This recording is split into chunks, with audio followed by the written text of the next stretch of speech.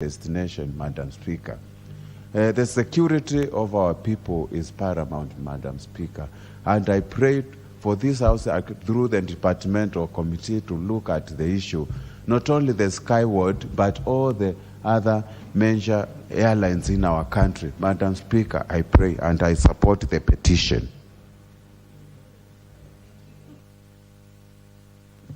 The Honourable Member for Endebess, Dr. Robert Bukose. Madam Speaker, the issues which has been raised by Honorable Akucha are very weighty matters in as far as aircraft safety is concerned. Although the flight that have been using Skyward from Wilson to Kakamega to Kitale, I think it is not had these challenges. But unfortunately, when you hear that the one going to Lodwar, it is emitting smoke from even the wings, then it is very scary. It's very scary, Madam Speaker. So I think I wouldn't want that one going to Lodwar to be put into the route to Kakamega and Kitale. But our people going to Lodwar should also have safety measures being put in place. I think as the committee retreats to look into this petition, they need to establish which of those aircrafts all those aircrafts must meet the standards required for safety measures as per the IATA convention. So I think it's very important, and not just the Skyward Express, but all the aircrafts flying in our airspace, Madam Speaker. I think it's important that they meet the safety standards. I remember there was one time when we had a flight from Kitale to Wilson, which unfortunately crashed and killed some people. So that is a very serious thing which has been noted by Honorable Akucha, and I think the earlier it is acted upon, the better. With those few remarks, I support. The Honourable Member for Turkana West, Honourable Ipuyo Nanok.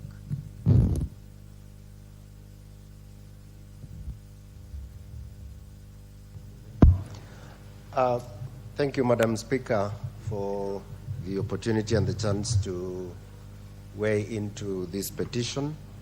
And from the onset, Madam Speaker, I am a regular user of the Skyward flights. It is the only airline that operates the route from Nairobi to Lodwar, and it has enhanced and improved our movements. However, Madam Speaker, it is a serious concern, as observed in the petition, the question of safety of those flights. Madam Speaker, I happened to be in one of those flights one time, and the plane started making some weird noise in mid-flight. And you know how scaring that can be. You are at 18,000 feet above the ground, and you don't know what this noise is all about, when it will end. That was very scaring, Madam Speaker. That was not the only incident. The question of smoking wings is not a one-off thing. It has happened twice in my presence. And therefore, Madam Speaker, that petition is timely. There is need to actually inquire about the safety of the flights that are going to Lodwar. At least that is the route we know, and therefore I support this petition. Thank you, Madam Speaker. The Honourable Member for Garissa Township, Honourable Dallo. Thank you, Madam Speaker. While I appreciate the fact that it is very important for the safety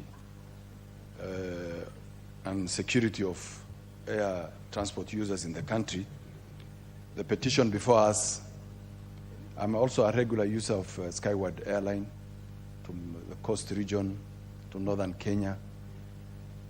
Skyward Aviation or company operates many routes.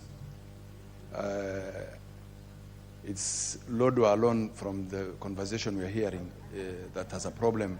And again, the same aircraft that goes to our region, northern Kenya and Mombasa and coast, is the same one that goes to Lodwar's because there is no particular number plate or for an aircraft going to Lodwar.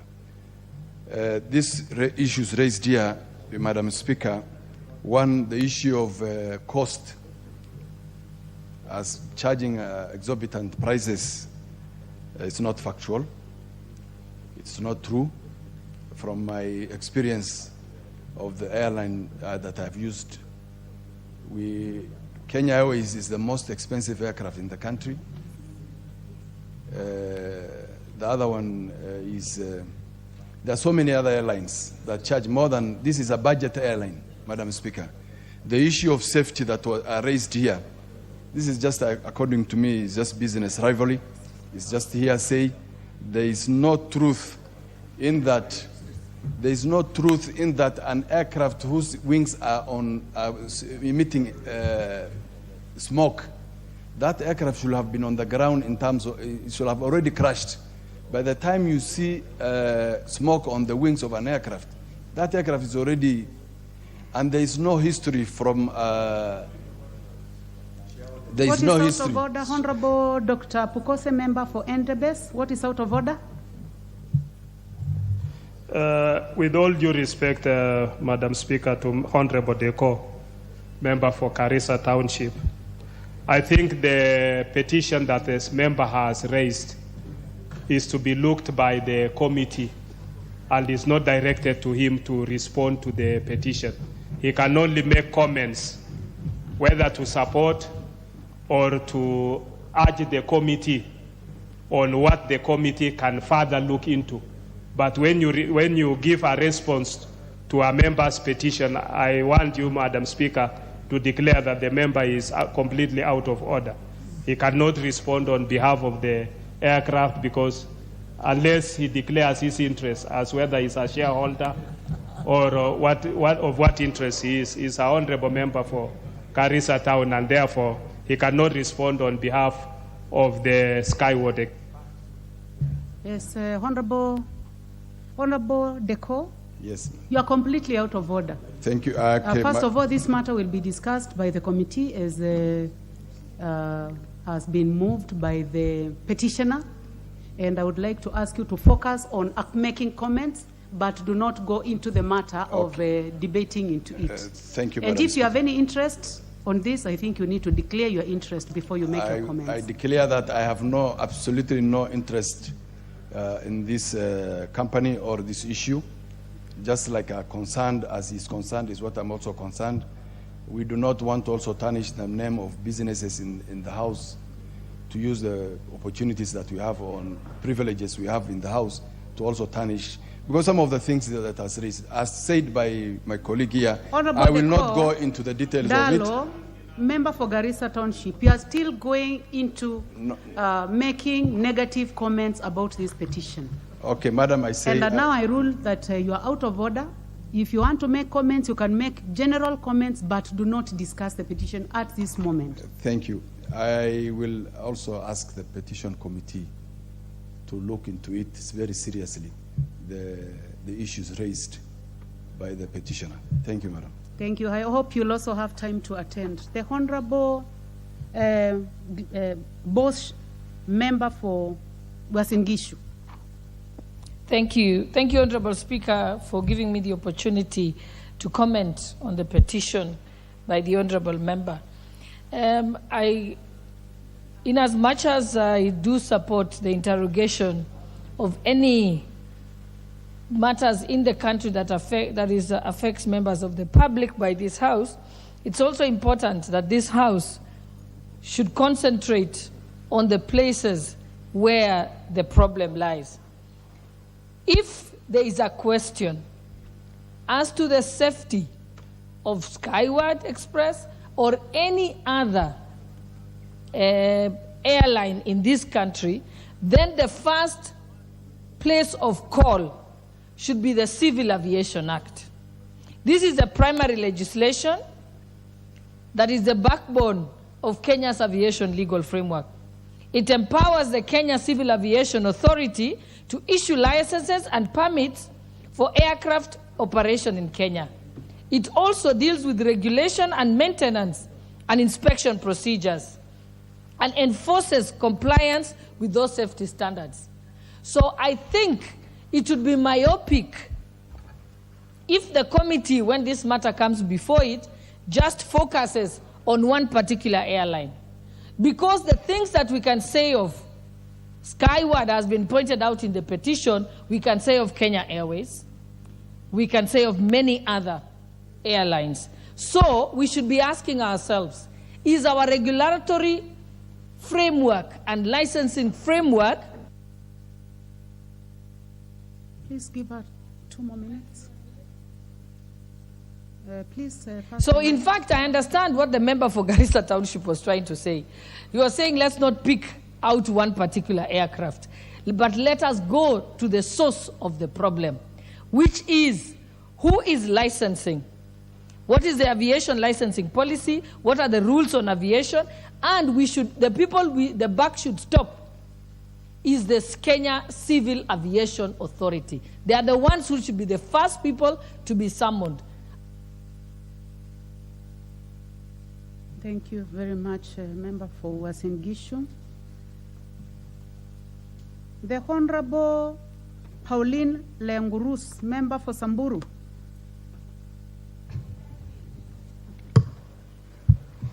Thank you, Madam Speaker, for giving me the chance to stand up and support the motion. I support the petition, Madam Speaker, because we understand that the safety of Kenyans who use either road or air is important more than any other thing, whether business or anything that is done in this country. So I really stand up to support the petition because we put crucial importance to the safety of Kenyans, and especially the ones who use the air transport more frequently, as raised by the member from Turkana. Madam Speaker, I once traveled with the Skywards to Turkana, and I want to confirm here that I was also so scared because of the noise that was coming up from the plane and the smoke. So I was really terrified until we landed. So, and everyone should be concerned if you hear such kind of noise when you are on the air. So, Madam Speaker, I think this is something important that needed to be looked at by the Transport Ministry and the Committee on Transport, because if it didn't happen, let us not wait for something bad to happen to Kenyans in this country, especially those who use the airline more frequently. We are lucky that in Samburu we don't have any airline, and we are praying that we can get one so that we can easily travel as other members of this country.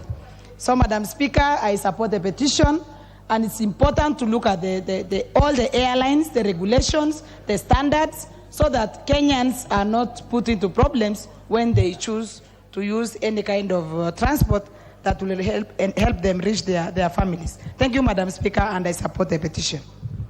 From my left, the Honorable Charles Nguna, you had already made your comments, right? The Honorable Beatrice Elachi. Thank you, Madam Speaker. I also rise to support the petition, Madam Speaker, but also to just say the way the Deputy Speaker has said, that remember this is also businesses of people.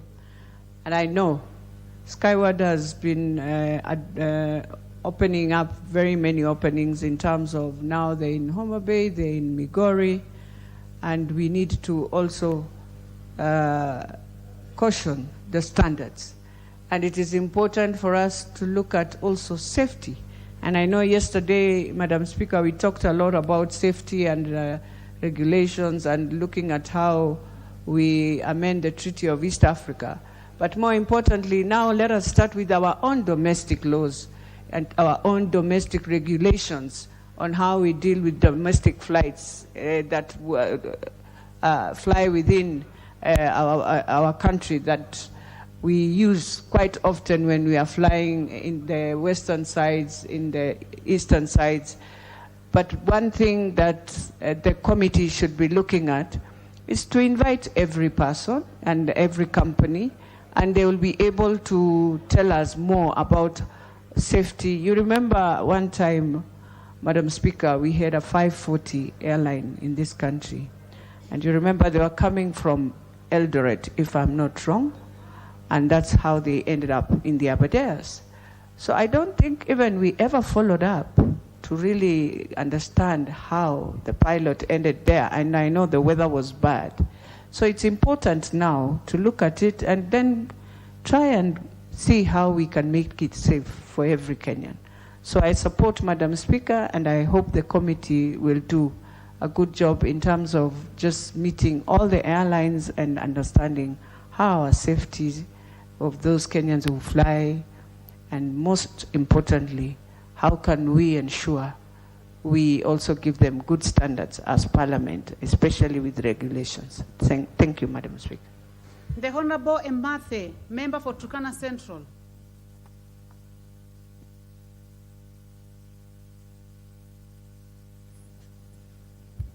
Madam Speaker, I thank you. The matter at hand that we are discussing is very important and integral to our safety as Kenyans. Number two, Madam Speaker,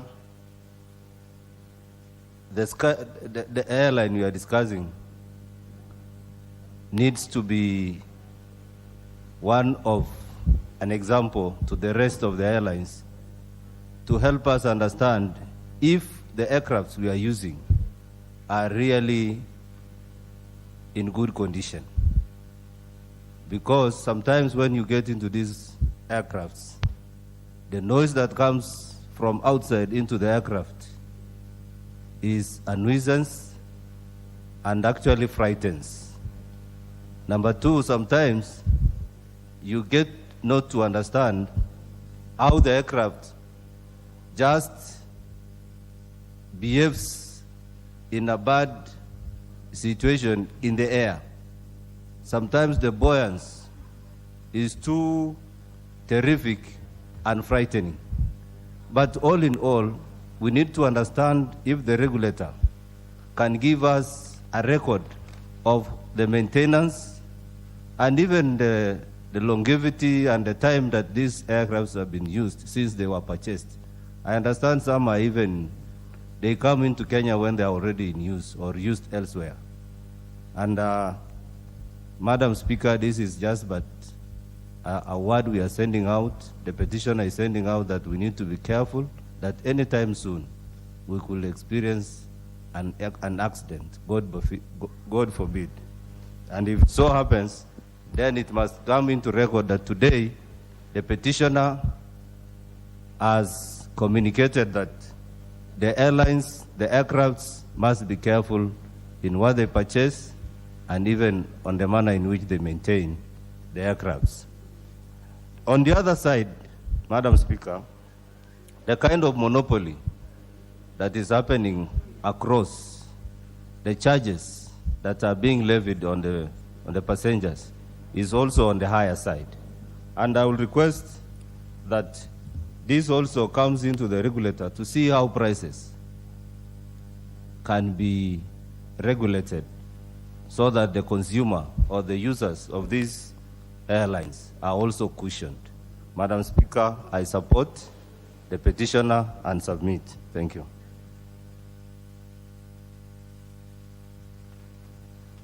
Honorable members, before we proceed, allow me to recognize the presence of Braeburn Kisumu International School from Kisumu Central Constituency, Kisumu County. They are seated in the public gallery. On my own behalf and that of the entire House, I wish to welcome the students of Braeburn International School, Kisumu, to the National Assembly. Thank you. My son's sister school.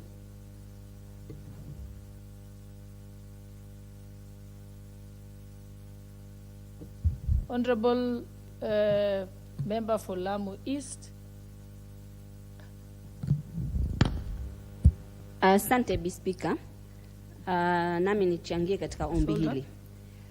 Bispika, usalama wa ndege na abiria wake ni muhimu. hakuna mtu anataka kukose usalama. Ndege ni ghali na maisha ya binadamu ni ghali. Kwa hivyo kila mtu anaitumia, na hata wale ambao hawatumii wanataka usalama wa ndege uangaliwe na abiria wake. Speaker, Kenya Civil Aviation Authority wanatoa certificate inaitwa Certificate of Airworthiness, na certificate hiyo kila baada muda wanafaa kutoa tena. Kwa hivyo kama kuna matatizo ya ndege, inamaanisha tatizo liko kwa Kenya Civil Aviation Authority, si kwa mwenye ndege, kwa sababu wao wana inspectors, lazima waende waka-inspect, wao ndio wanatoa license, wanaenda na hiyo ndege juu ya anga kabla wapeane hiyo license. Bwana Speaker, nilikuwa nataka niutoe ushauri. Ushauri wangu, tuweke wataalamu katika hiyo petition committee ambao watasaidia hiyo petition, kwa sababu kuna vitu vingine kama ukitoka moshi, kama kuna combustion lazima itoke moshi. Haiwezi kuwa na combustion ikiwa hakuna moshi. Pia kuna tofauti ya turbine engine, turboprop na zingine. So unaweza kuwa umezoea zile ndege za kama Kenya Airways, hizi za hizi tunazotumia sana za Kenya Airways, ikawa zile hazitoi moshi, unategemea ukienda na ile turboprop isitoe moshi. Hapo paka iangaliwe vizuri. Speaker, hii issue ya kusema ghali au mwanzo twende kwa huu usalama, kitu kama inaweza kutokea incident, na incident zinatokea, zile ni machine. Kama ni kwa sababu ya incident moja ya sauti labda imetokea, mimi ningeomba, ushauri wangu, kamati iangalie ndege zote za Kenya, hususan General Aviation, kwa sababu hata Kenya Airways ishawaitokea ikienda Mombasa, hapa wabunge wakiwa ndani ya hiyo ndege ikakuwa na shida. Mbona hatusemi Kenya Airways ilikuwa na shida? Hii inakaa kama kutarget one airline. So tufanye generally ndege zote ziangaliwe, usalama wa ndege zetu za Kenya uangaliwe vizuri. Speaker, kwa mtu akisema bei ile hujalazimishwa kupanda.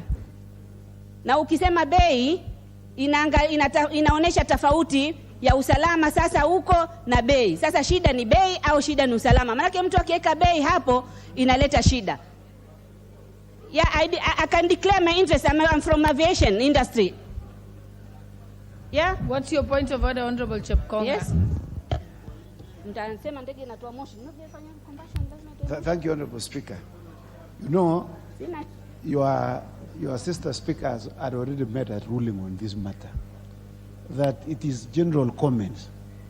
But listening from the honorable member who is contributing, she is defending the airline.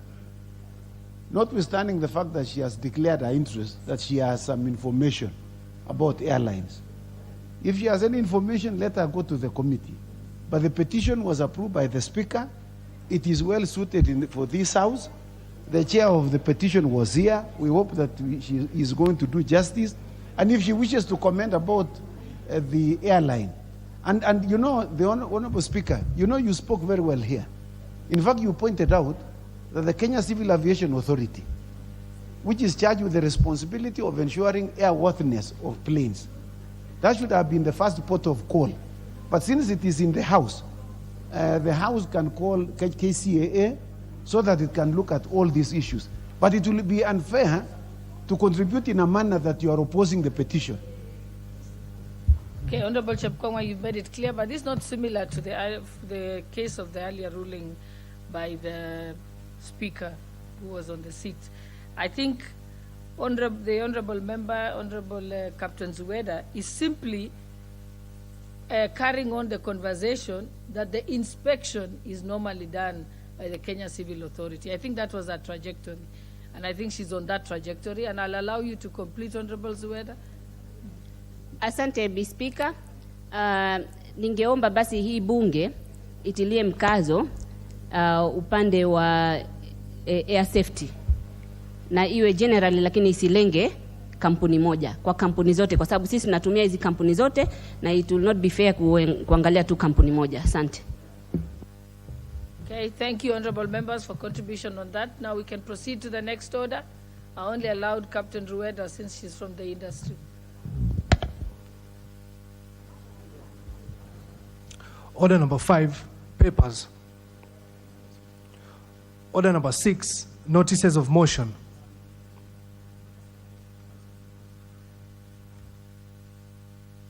That notice of motion is again by Honorable Captain Rueda, member for Lamu East. You may proceed with your notice of motion. Thank you. Hon Speaker, I beg to give notice of the following motion. That aware that Article 329 provide the national security organ, including the Kenya Defence Force, further aware that the Kenya Defence and Kenya Special Forces play an indispensable role in promoting and safeguarding nation security in accordance with the Constitution. Recognizing that members of the forces face life-threatening risk as they carry out their duty to protect our citizens, particularly in high-risk and volatile areas. Noting that there is currently no token of appreciation for the remarkable dedication, service, and sacrifice made by the Kenya Defence and Special Forces, acknowledging that it is important to accord a special privileges and honor to our military and veteran personnel, akin to the practice observed in other countries, including being allowed to access services like banking hall and boarding of flight ahead of general public. Further acknowledging that this practice will not only instill a sense of pride among the Kenya Defence and Kenya Special Forces personnel, but also enhance their morale and motivation, hereby boosting their performance and commitment to our national security. Cognizant of the fact that there exists no national policy or framework to facilitate the implementation of such a practice, now therefore this House urges that the national government, through the Ministry of Roads and Transport, encourages local airlines to establish a priority boarding protocol of Kenya Defence and Kenya Special Forces personnel, which grant them the privilege to board local aircraft before the General Republic. Thank you, Mr. Speaker. Next order.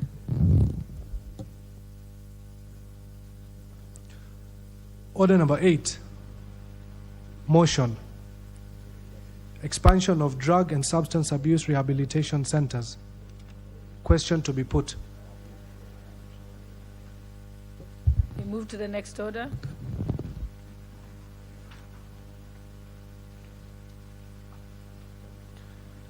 Order number 9, motion.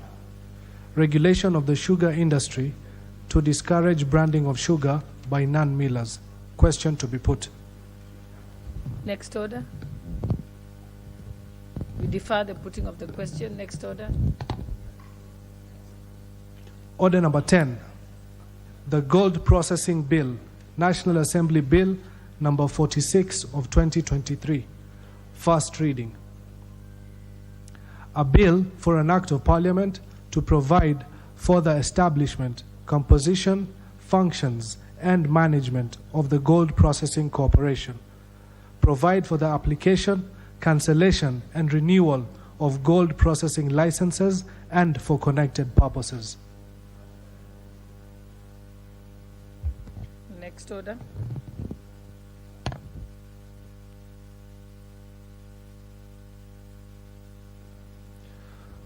Order number 11, the Independent Electoral and Boundaries Commission Amendment.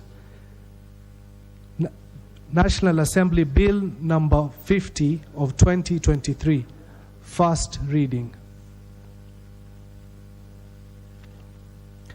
A bill for an act of parliament to amend the Independent Electoral and Boundary Commission Act and for connected purposes.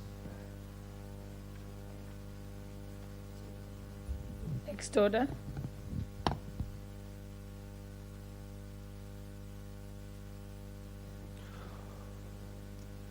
Order number 12. Motion. Action to address the recent surge in road accidents in the country.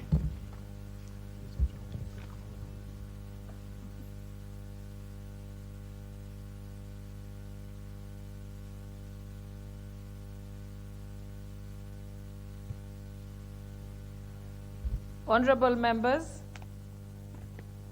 I wish to propose the question that aware that the National Transport Safety Authority Act of 2012 provides for the establishment of the National Transport Safety Authority, further aware that the authority, in line with Section 4 of the Act, plays a critical role in ensuring the provision of safe, reliable, efficient road transport services, and concerned that there has been an alarming surge in the road accidents in the recent past, resulting in loss of life, injuries, and damage to properties, further concerned that the authority has not effectively and fully performed its functions of regulating safe and reliable transport service, especially in dealing with public service vehicles, noting that poor maintenance of the motor vehicles and a lack of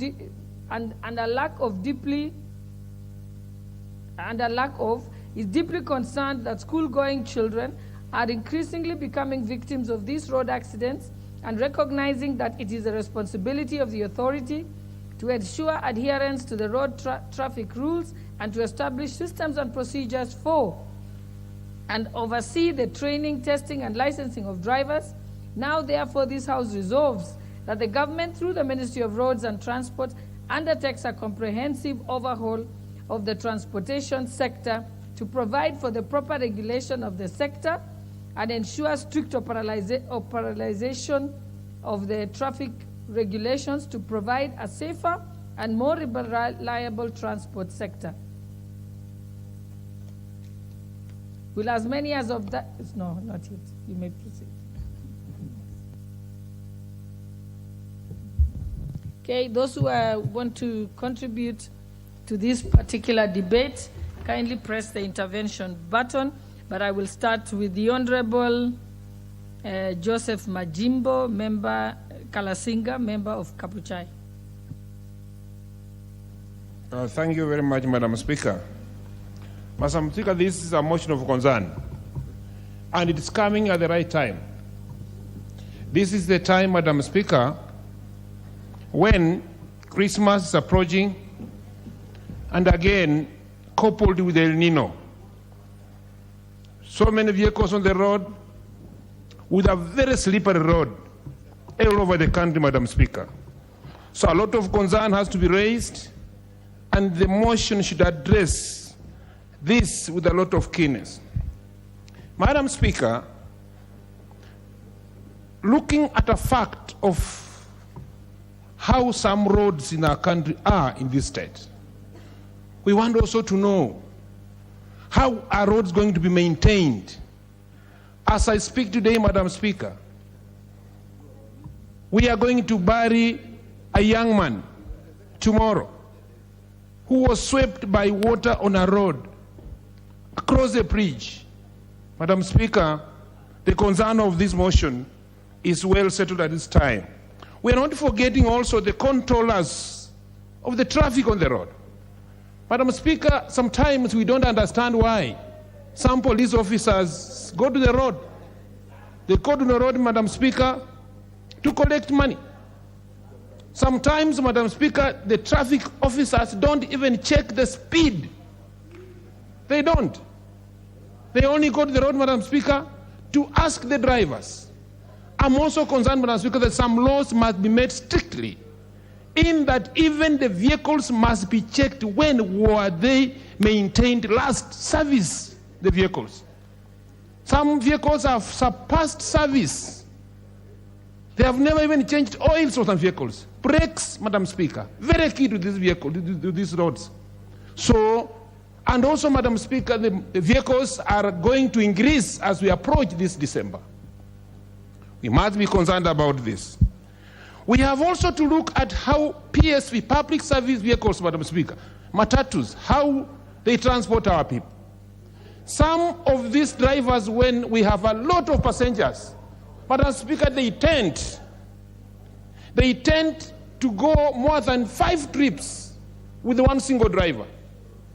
From Nairobi to Bungoma and back, same day, and then back to Bungoma, Nairobi and back.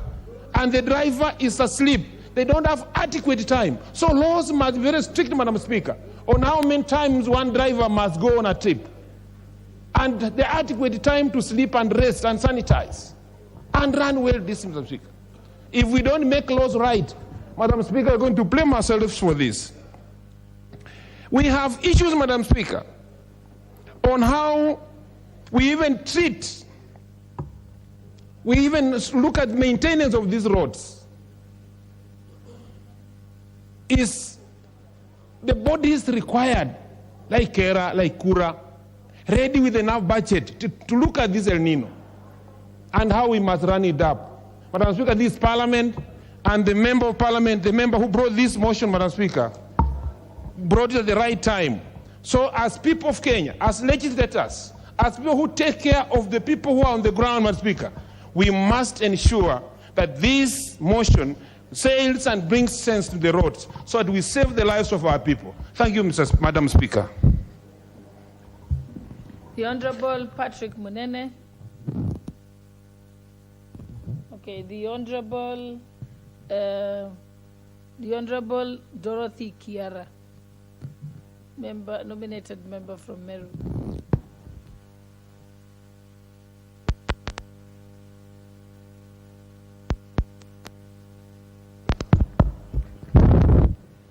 Thank you, Madam Speaker. Madam Speaker, I want to add my voice to this motion, action to address the recent surge in road accidents in the country. Madam Speaker, before I say anything, I want to share in the pain of the many families who are crying because of losing their loved ones through the rampant road accidents that are there day in, day out. Madam Speaker, according to the National Transport Safety Authority, it is evident that between January and March of this year, we have already lost 974 lives, of which majority are riders, Madam Speaker. And Madam Speaker, it's important to note that this surge in road accidents is not something that just happened in a day. It is something that has progressively happened, and the departments concerned seem like they don't take charge of these accounts, and this is the reason why they keep on recurring.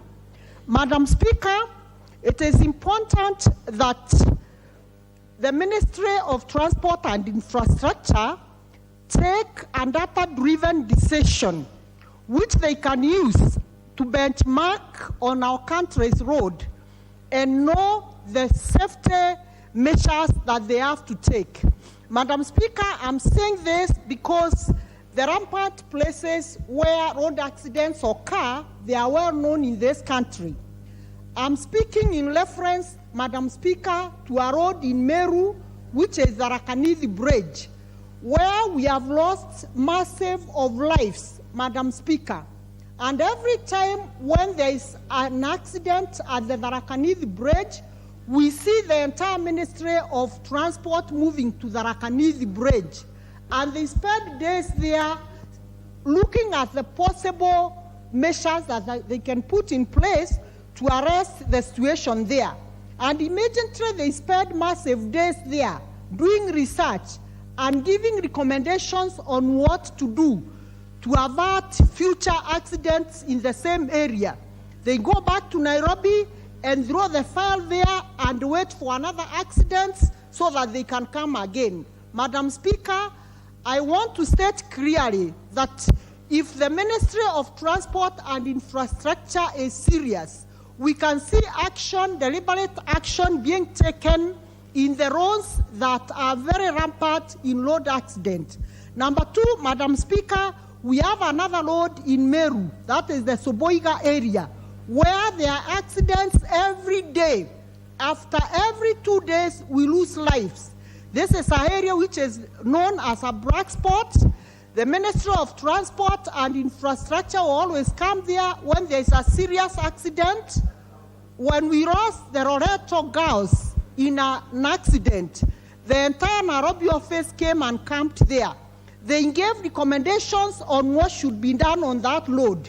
Madam Speaker, I'm sorry to say they are waiting for another accident to occur so that they can take the office from Nairobi, come to Meru and camp there, give recommendations and go back to Nairobi. Madam Speaker, I'm saying this now in the backyard of the motorcycle riders. Madam Speaker, it is very painful that today we have the motorcycle riders who are being killed day in, day out, Madam Speaker.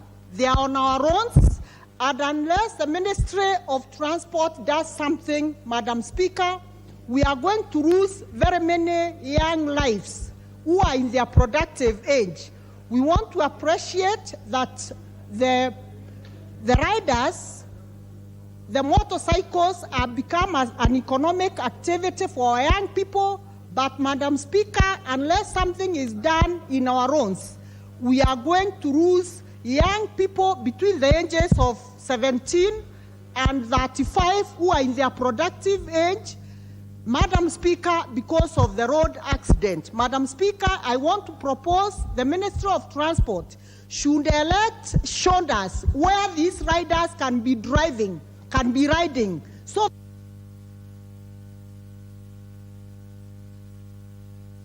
just give her a minute, please. Speaker, I'm proposing that we should come up with a very clear policy from the Ministry of Transport that they erect shoulders, just like we have footpaths, so that the riders can be riding on those shoulders in all the newly constructed roads. Madam Speaker, if we don't do this, we are sitting on a time bomb in our roads and we will lose the productive people in the ages of 18 to 35. Madam Speaker, thank you very much, and I want to thank Madam Naomi Wako for bringing this very, very important motion. Thank you, Madam Speaker. The Honorable Catherine Omayo, member for Busia County. Thank you, Madam Speaker. I'm supporting this motion fully. We have lost so many lives.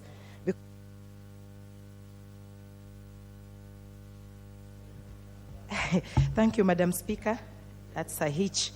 Yeah, road accidents happen because human behavior in Kenya. Most people who drive ignore the recommended speed that is there. I remember we used to have Honorable Michuki, who had brought in speed limits commands, and it reduced actually accidents in Kenya. But most drivers or people who own cars, because of the arrogance and pride, thinking that having a vehicle, they are above pedestrians, they even ignore to give priority to pedestrians when driving. So it is like the law is changed, because usually you give pedestrians priority. Because you have a car, you can reach where you want to reach on time, but the pedestrian has to really work double to be wherever they are going on time. Many people, because of the vices, they drink, they drive under influence, and because they can corrupt their way in the corridors of the courts, they cause accidents and bribe their way out and still repeat the same mistake. We have very many careless drivers who are taught in a compound how to drive. They know where the brake is, they know where the accelerator is, and go and buy a driving license, and they are out there driving, risking everybody's lives, including theirs. We also have minimal accidents on asphalt roads or gravel roads or dirt roads, because everybody, whether drunk or sober, they know this is not a proper road. Meaning we choose sometimes to cause accidents. If we can be more keen on asphalt roads than on tarmac roads, it means we choose sometimes to cause accidents. So, Madam Speaker, this particular season, we are facing Christmas and many other holidays towards the end of the year. And this is the time we record so many accidents.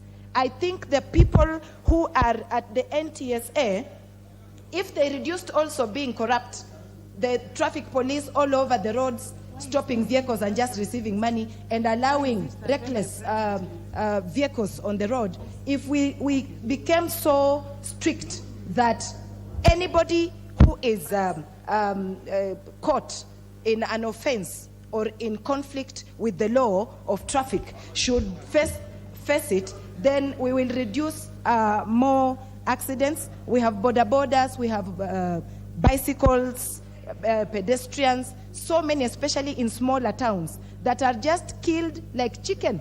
And it just goes like that. It is a high time we stood firm.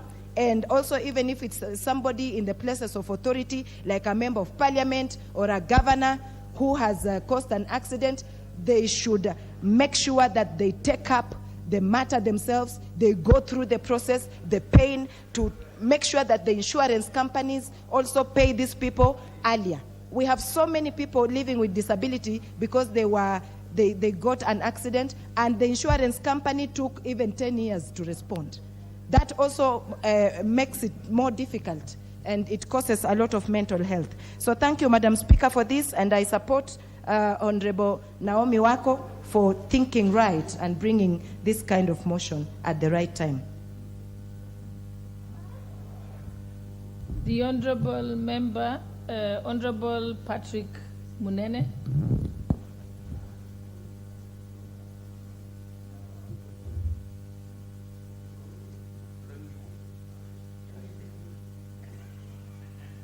Thank you, Madam Speaker.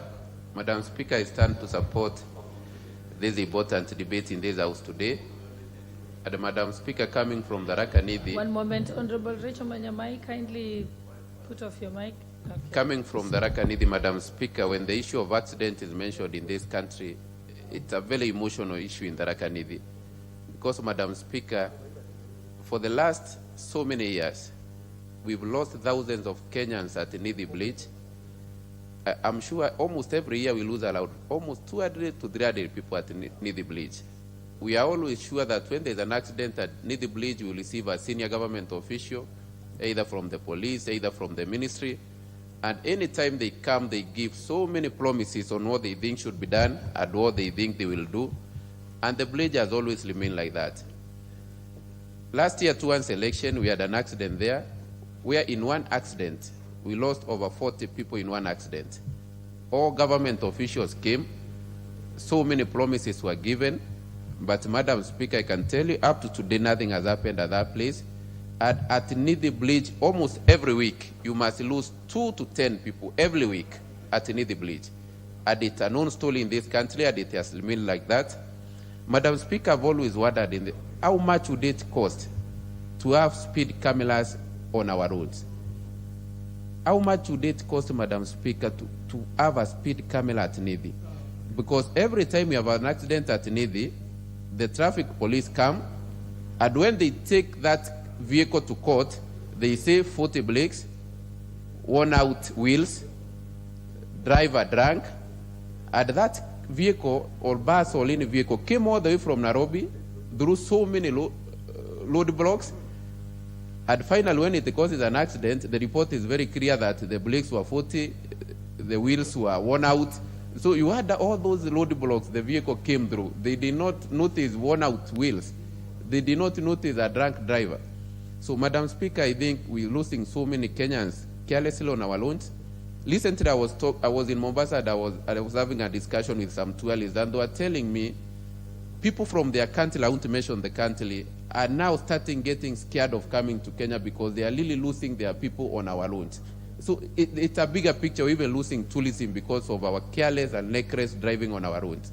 Madam Speaker, I think the issue of accident in this country is a matter that the government needs to take seriously.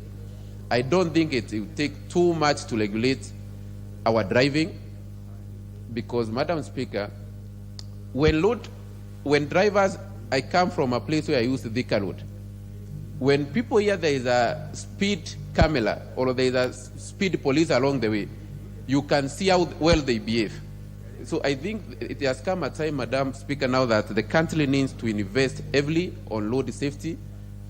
We also need to control and regulate our driving schools because, Madam Speaker, we have funny driving schools in this country. In this country, we know it's easy to get a driving license even without going to any driving school. People are getting driving licenses. Within a day, in Kenya, you get your driving license. You have never been to any driving school. So, Madam Speaker, I think life is sacred. We've lost so many people. It has come to a time now that as a country we need to take the issue of accident seriously. Madam Speaker, I support and I ask that the Nithi bleach be an urgent issue for this government. Thank you, Madam Speaker. Thank you. The Honourable Member for Karachuonyo, Honourable Andrew Okwome. Thank you, Madam Speaker, for giving me this opportunity. When we talk of road safety, and in particular road accidents, we have to realize that we are talking of human beings' life. People lose their lives on the roads. People die. They leave orphans, they leave widows, they leave us with the dead.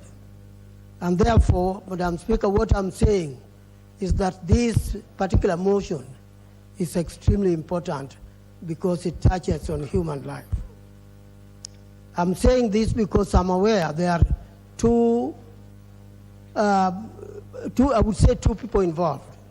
One is the human being driving the vehicle, and the other one is not a human being, but the vehicle itself. If the vehicle is in good condition and the person driving it, we would probably minimize or eliminate these bad death accidents. I'm aware, Madam Speaker, of the saying that accidents is caused, not that they happen. Somebody causes accident. Either the bad vehicle causes the accident, or the bad driver causes the accident. But these are things which can be prevented. If a vehicle is in good condition, to a large extent we are safe. Why is the vehicle not in good condition? Certainly police are on the road, they see the vehicles. They pass them for good condition when they are bad, and the vehicle goes, probably preparing the vehicle to kill along the way. This is something that should be looked at very keenly so that the vehicle itself is properly taken care of and maintained. This is something that can be done. Turning to the driver himself, is this driver roadworthy? Is he really the kind of person that should be driving a vehicle with people inside it? Perhaps he's drunk. And then along the way, he passes all the road checking system that is on the road. Now, if this driver is taken care of on the way and probably arrested, the accident will be avoided. So what I'm trying to say is that the NTSA should do their work. They should carry out the proper exercise they are supposed to carry out so that we can avoid these deaths. Otherwise, if we do not take action, we will be constantly mourning our dead on matters which can be avoided. Madam Speaker, this is a very important issue, and I support Madam Waku Mheshimiwa for bringing this motion because this is a very important one. I do support the motion, Madam. Thank you. The Honourable Member for Embu County, Honourable Njoki, also known as Double N. Thank you, Madam Speaker. And I wish to take this opportunity to support the motion brought by Honourable Naomi Wako regarding the issue of accidents on our roads. And we know, Honourable Speaker, that accidents don't just happen, they are caused. And when we go down in our history, we can locate some of the main causes of accidents on our roads.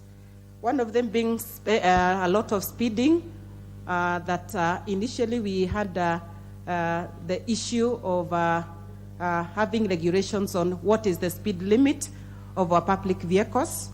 We know that also, Madam Speaker, we have issues related to drugs.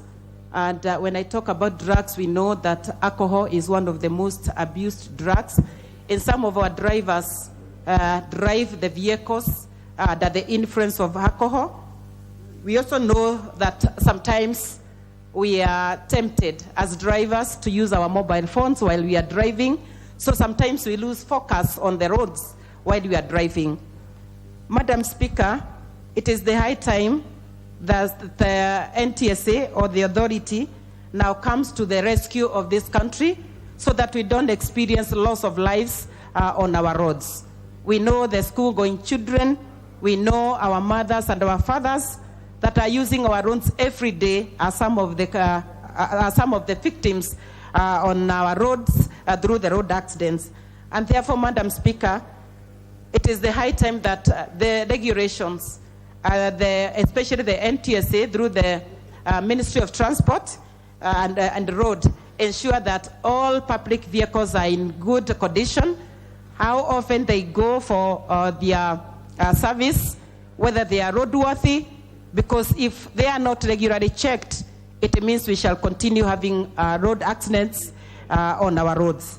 Madam Speaker, allow me to also indicate that we are approaching our Christmas festive season, and that is when all the vehicles, including the private and the public vehicles, are on our roads. And that is when we realize a lot of accidents happening on our roads. NTSA, through the Ministry of Transport and Roads, should ensure that all the vehicles that are on the roads have been tested. They have been looked into in terms of maintenance, because some of them lack maintenance for quite a long time. We don't know when the last service was done to our vehicles. And when I talk about our vehicles, I also talk about border borders, because they also need to know that the border borders should also have been checked and should have been serviced well before they are on the road. And also our roads, how roadworthy are our roads? How is our infrastructure on our roads? When the drivers are on our roads, are the roads well maintained?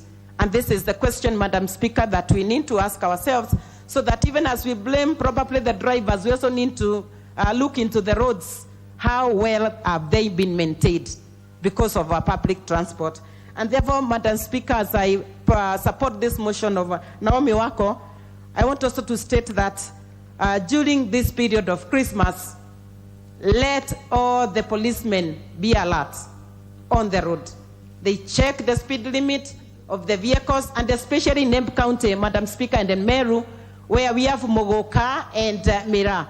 Those vehicles move in very high speeds, and they are never ever stopped by the traffic policemen. And we don't know whether they are above the law or whether they have special arrangements with the policemen on the roads. And they have caused numerous accidents on our roads, both in Meru and in Embu. Madam Speaker, this motion has come the right time when the Ministry of Transport and Roads should take charge. Thank you, Madam Speaker. The Honourable Member for Tarbo Constituency, Honourable Janet Sitiene.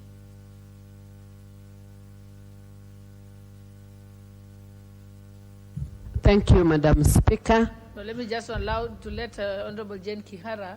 She is in dispense, and so she's able to seek permission in advance so that she can come to the House.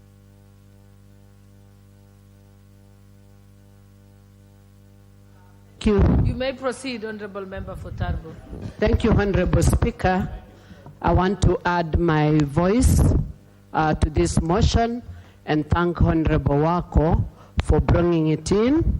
I really want to support this motion because we have had very many accidents on our roads, and I want to ask that NTSA may really up their game, especially on road vehicle inspections, especially on the the Kenya should also check on the roads. Sometimes there are black spots that they need to put some pumps, so they need to check on that. I also want to, Madam Speaker, to ask that NTSA should be particularly concerned about the motorcycles, because most of the accidents, especially about 80% of the accidents that occur on our roads, are caused by the motorbike riders.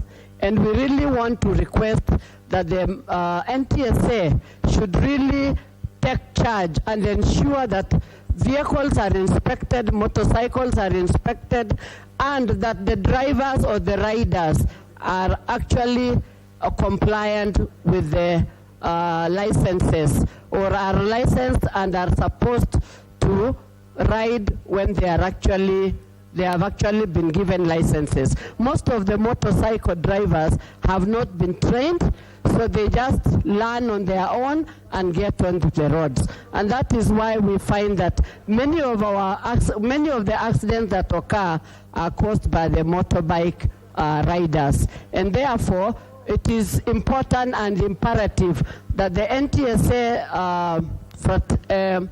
officers should be able to inspect every moment.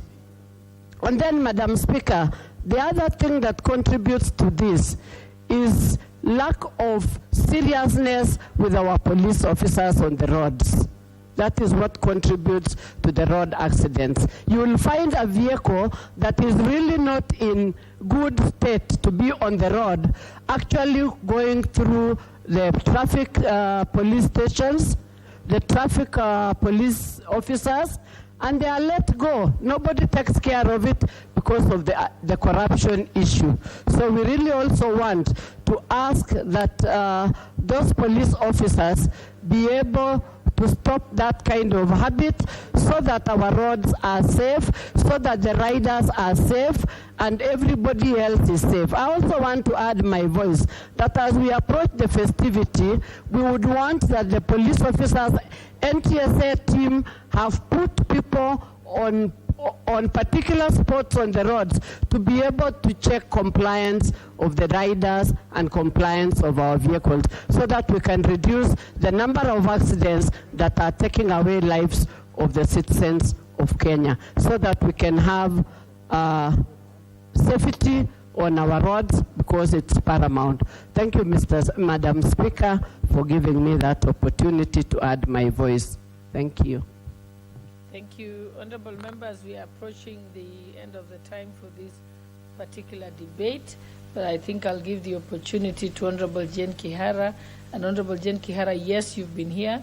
Your card has been there, except I'd requested that you press the intervention button so that I can know you're particularly seeking for this.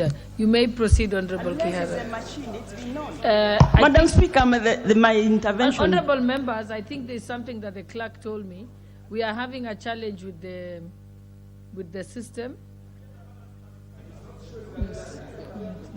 Madam Speaker, thank you very much. Yes, I've been sitting here, and also my intervention button has been on. So something must have been wrong. Madam Speaker, this is an important motion that we should all take great advantage in discussing and supporting. Madam Speaker, there are so many things that cause accidents in this country. We, as citizens and drivers, must all do our part, because blame game will not help us solve the problem of accidents on our roads. There are so many things, road conditions. Madam Speaker, the shoulders of some of our highways are completely worn out, and also we have a problem of drunk driving, and especially by the youth of this country. You'll see them go out partying and drinking, and they drink themselves to extremes, and they don't have a designated driver. They hop into the car, and of course, these days, with the police being able to be bribed and they move on, they cause serious accidents. We are losing young ones because of drunk driving. We also need our drivers and ourselves to get medical checkup sometimes our drivers do not even know that they have a problem with their eyesight, because most of the accidents are by human error. Like it said, accidents are caused. They don't just happen. Madam Speaker, the road signage, there are very few drivers who know their chart of the road signage. Also, the driving schools. I don't know what is taught these days in schools, in driving schools, because you'll see a driver where there is a climbing lane using the wrong side and flashing you. You're on the right side, flashing you like because he's overtaking on the wrong side. So our drivers also, these automated cars, we also have a problem with that. I think we need to go back to the cars with gears, where you engage your mind, because they just step on the pedal and move at a very high speed. Madam Speaker, we should all play our part. The police are reluctant. We have become very casual in the way we operate on the roads. Deaths have occurred, people have been crippled, and we keep on talking about NTSA, the ministry. Well, we as drivers are not doing our part. Madam Speaker, cars, the impatience of our drivers. Like this festive season, you will see cars forming eight lanes when they are going, because I don't know where our Kenyans are running to. They become so impatient. They block all the roads so that nobody is moving. And you have seen it. You have seen yourself being in one spot for 1 hour because of the impatience of drivers. Drivers just run. Nobody gives others the way. We have traveled a lot in this world, and we have seen some countries able to control the motorbikes so that they move in such a systematic manner that you don't see this crafted driving or riding where they cross from all over. Sometimes these motorbike drivers are just hit because of their carelessness. Madam Speaker, the most important thing is for the Ministry of Transport and Roads to be able to control the motorbikes. Give them a lane, or when they are driving, they must know that they are also responsible as the drivers of the cars, so that all of us take their role. We cannot keep on blaming each and everyone while we, as a nation, the drivers, do not take our responsible role. Thank you, Madam Speaker. Thank you very much. I now call upon the mover to reply.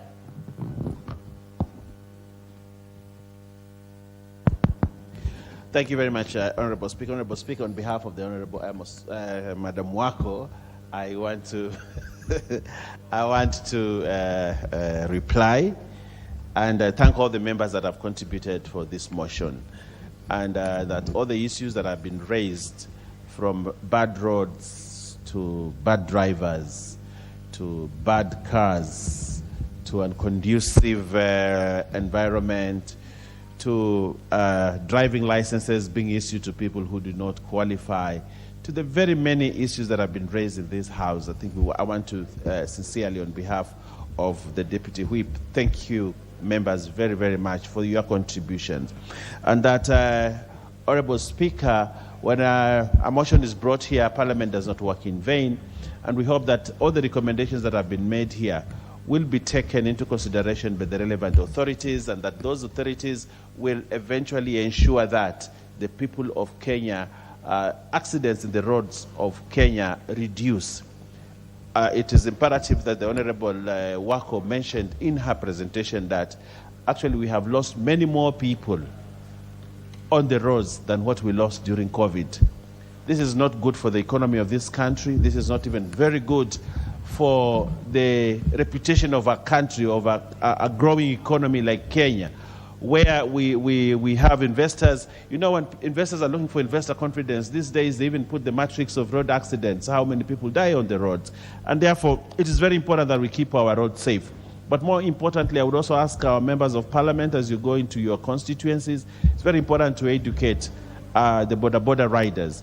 We are actually losing very many able young people on the road because of border and the many accidents.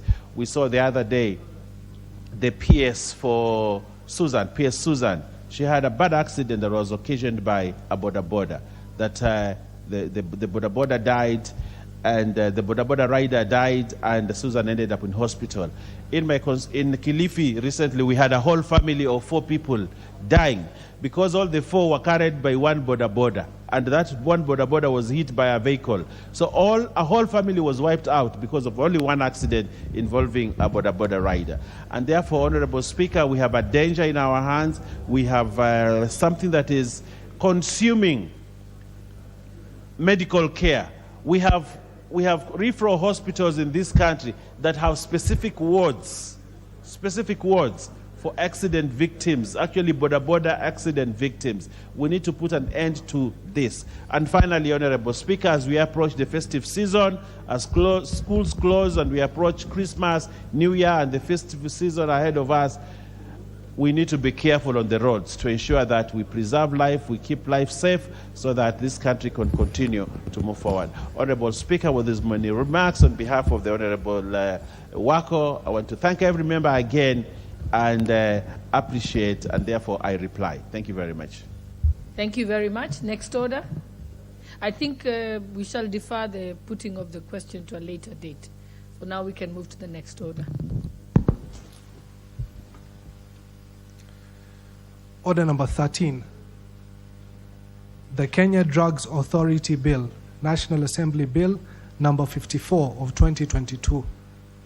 Resumption of debate. Honorable Robert Pukose, member for Endebess, I think you were in the middle of moving. You were interrupted. You probably have 15 or so minutes. Thank you, Madam Speaker. Madam Speaker, I move that the Kenya Drugs Authority Bill, Bill number 54 of 2022, be read a second time and continue with the debate, Madam Speaker. This is a bill that seeks to consolidate the regulation of health products and technologies in keeping with international best practices and guidance from the World Health Organization. This bill will promote and guarantee the quality, safety, and efficacy and effectiveness of health products and technologies in the country. Honorable Pukose, let me just interrupt you for a minute to give out some instructions. Could those who have their cards on the intervention button kindly pull them out and then relog again if you want to contribute to this particular Kenya Drugs Authority Bill, so that I can write them down on paper before they disappear from the system. Thank you. You may proceed, Honorable Pukose.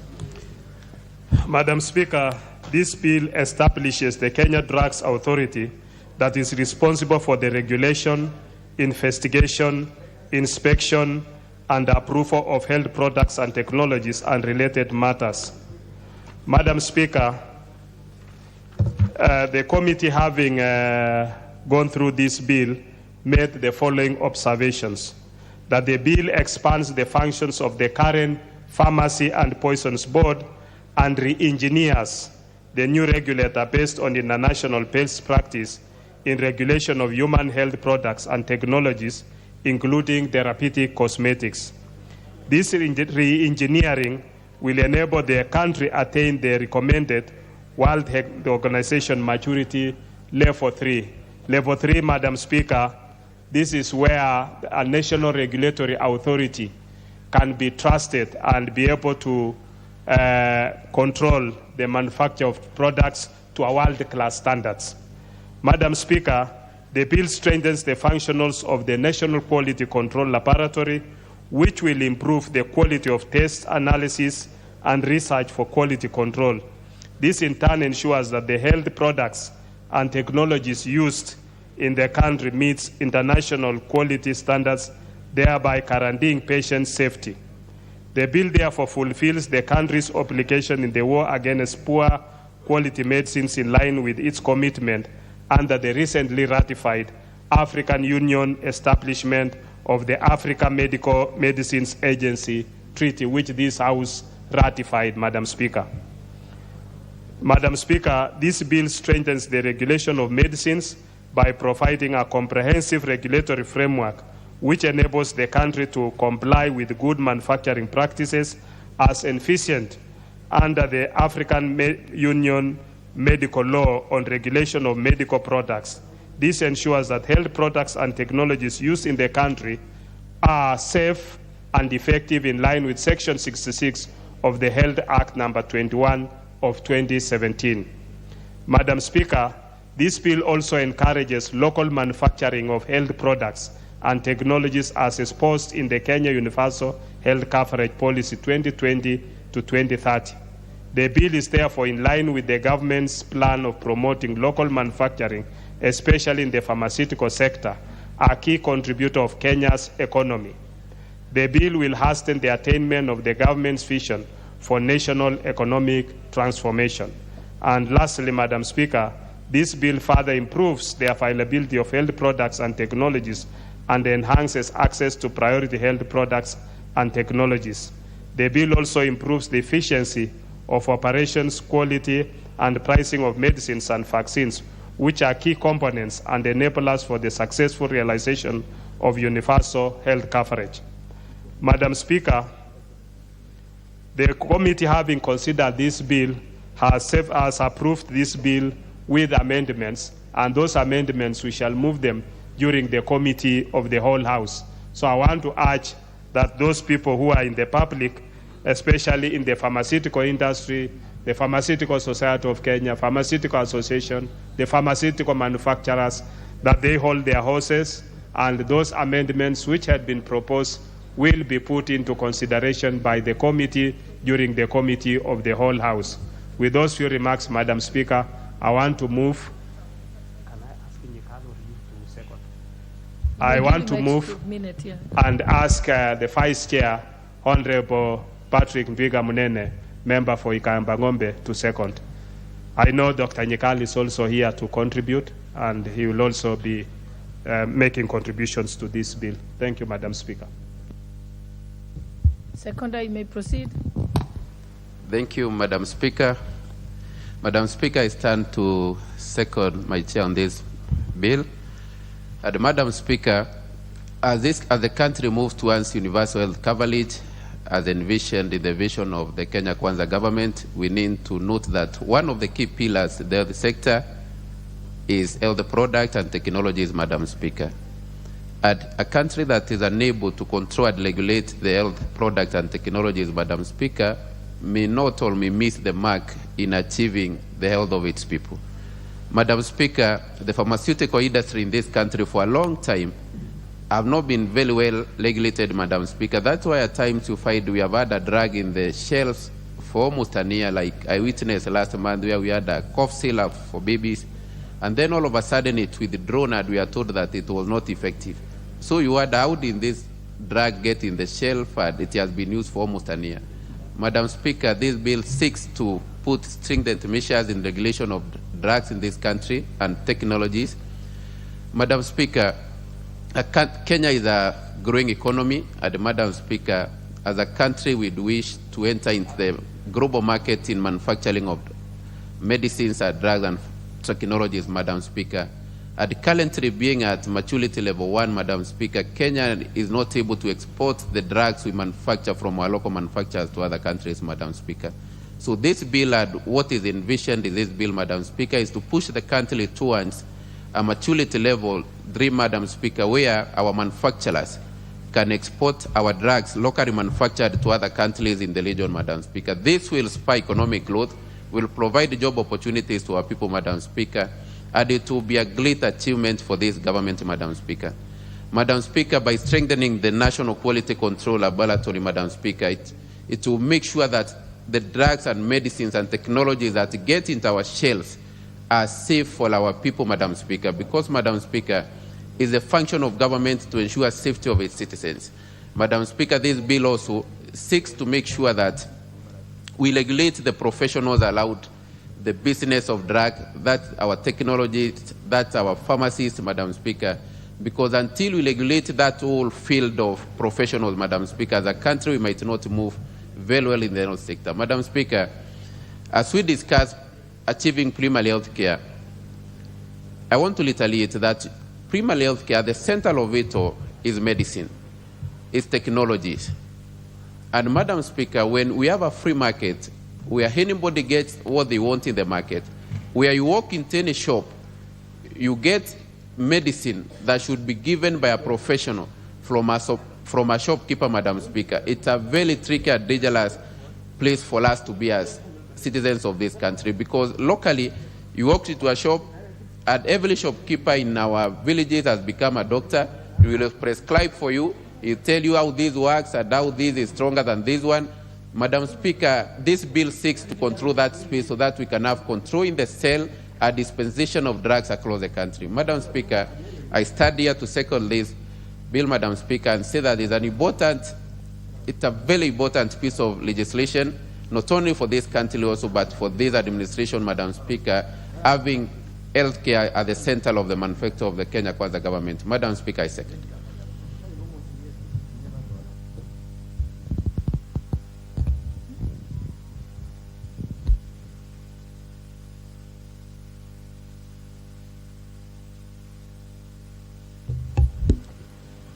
Honorable members, I now propose the question that the Kenya Drugs Authority Bill, National Assembly, Bill number 54 of 2022 be read a second time.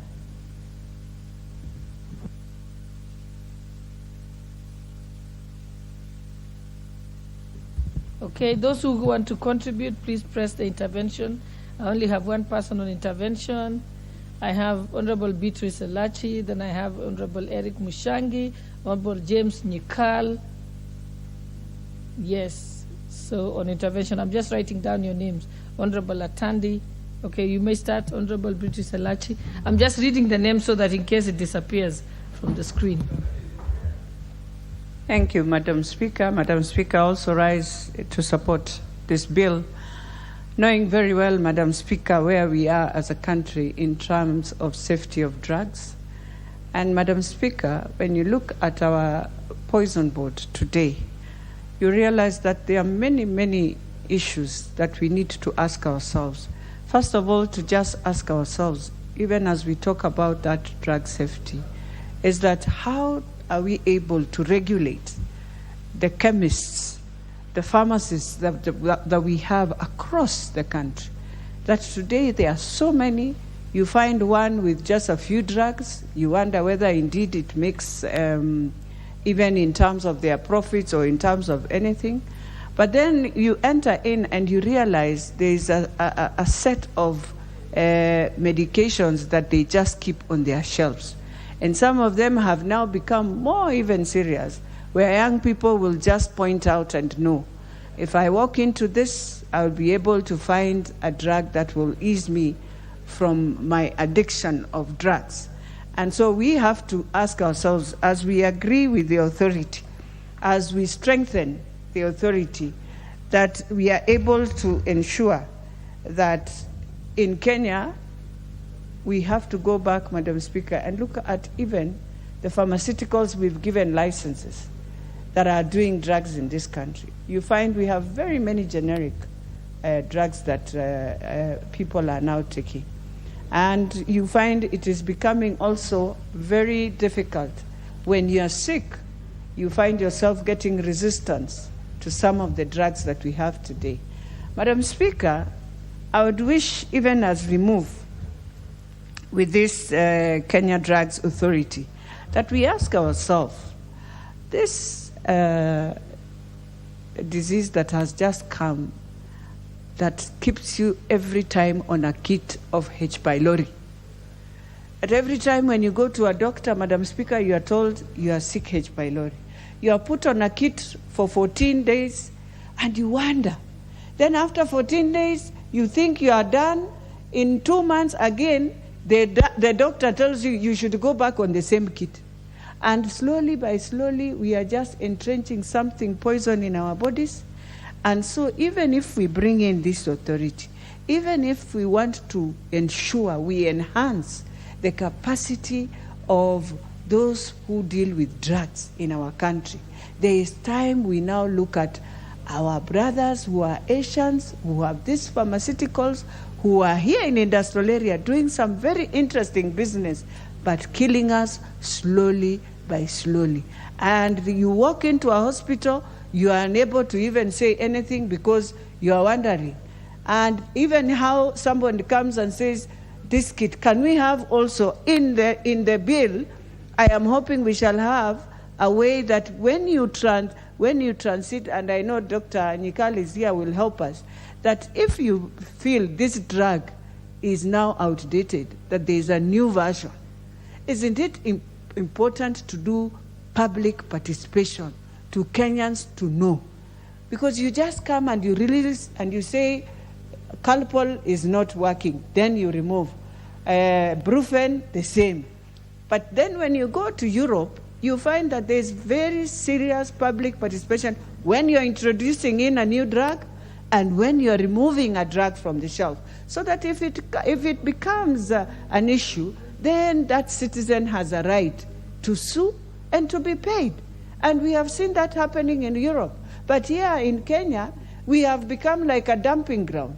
If you ask me, I went to Ghana a few days ago, and you will find, if there is a place they have ensured, safeguarded, is their issue of medication, of drugs. But here, we have allowed everybody, anyone can do a business of a chemist. And so you even wonder, we don't have a few regulations. And who monitors? Now that health was devolved, who remained up there to ensure quality assurance in everything that we do within the set of health? So there is need of very serious policy, Madam Speaker. Even as we bring in the authority, there must be a way of regulating. There must be a way of now each pharmaceutical to also do public participation, as the Constitution says, that we shall have public participation for Kenyans to understand. So, Madam Speaker, we are agreeing with the bill, but we are saying we have so many loopholes so far that many Kenyans are suffering, and also the pricing. As we bring in also, can we look at the pricing, Madam Speaker, because you find you will go and see a doctor, and from a doctor you are given a list of drugs that will cost you beyond 50,000, and this is just a drug of a month. And so every Kenyan in every family, 80% are always on Accra Road, that is where we have the best and the affordable chemist and accessible. So everyone just runs. You find a huge line. If you go right now, Madam Speaker, you'll be shocked how we have a whole, everyone has come from all over. What they are looking for, it is affordable drugs that you can only find at this chemist, which I won't say the name, that is around Accra Road. And it's becoming, it's like a business that is booming. The other thing we need to request, and I'm hoping Chair will look at it, is that as we bring in the authority, we also need to ask ourselves, is there a way we can bring wellness and prevention? That we can prevent taking drugs, but use something else. Is there a way? So that the authority, will not just be talking about drugs, but ensuring that citizens are healthy, and that it is not a must every time I should be taking drugs. I can use, Madam Speaker, vegetables, fruits, as an alternative of my drugs. So even as we look at this, I want us to look at the pricing, who controls, because every day you find each chemist with its own figures. You will be surprised, Madam Speaker, if you go to big malls in Gigiri, it is even cheaper buying there a drug than buying even in our local chemists that are nearby. So, and that tells you how sad it is, and how it is sad to Kenyans. You enter into any hospital, people have now realized that you will be treated, but they have a pharmacy somewhere where they are doing business. So all the profits is now in drugs. But then now, are these drugs better for Kenyans, or we are just worsening the situation of this patient? So for me, especially the antibiotics, these are very critical things that we need to look at. Today, if you take Argumenti for a week, in 2-3 weeks, again, you find yourself with the same attack that you had. And so does it mean this drug nowadays is becoming another menace? So for me, there are two things we have to look at. Even as we look at this, there is need for the Committee of Health to walk around and look at that H. pylori kit, which now they have changed. They have brought in a new one. They are saying now this is better than the other one. But did you sensitize? And how does this one become not better than this other one? And how does a Kenyan who is down in the rural understand that this is the better kit than the other one? So those two drugs that I'm talking about, I have used. I've used H. pylori, the new kit. And in 3 months, I went back to the same challenges that I was facing. So I'm asking myself, and this is a kit, Madam Speaker, you buy at 15,000. So for me, even as we do that, Chair, there is need to be very serious in terms of regulations on how we put in chemists, but more importantly, how we deal with drugs today in our country, and all the pharmaceutical companies that we have must tell us where do they do their public participation. Thank you, Madam Speaker. The Honorable Eric Mushangi.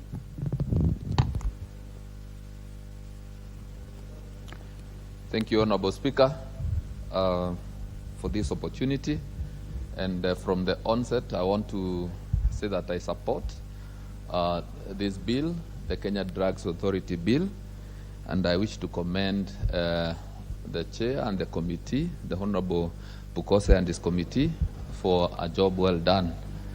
Honorable Speaker, the issue of drugs and medicine is a very serious issue in this country.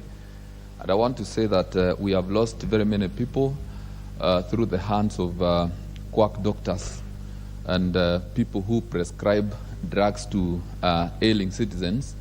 And instead of them giving them drugs, they end up giving them poison.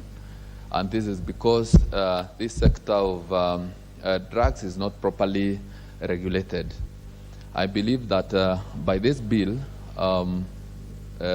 this sector will be having good regulations, so that, Honorable Speaker, it is not everybody who wakes up one morning and decides to put up a pharmacy. We have seen and heard that in this country, the best business to put up is a pharmacy. And Honorable Speaker, I had a friend who used to brag how he makes so much money out of the sale of medicine. One day you could hear him say of how he bought medicine at a very low price, but selling it at a very high price because of the fact that many citizens cannot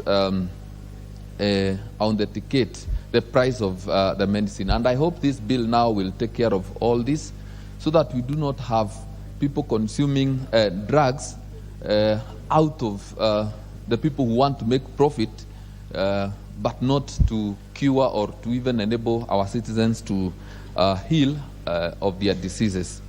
Honorable Speaker, this bill, as proposed, will ensure that this country does not continue receiving or rather importing medicine from China and other countries. It is going to give our country capacity to manufacture drugs and medicine, to export, and that will also come with the creation of jobs in this country. So I wish to support and say that the committee has done a good job, and let us also put into consideration the idea of preventive measures.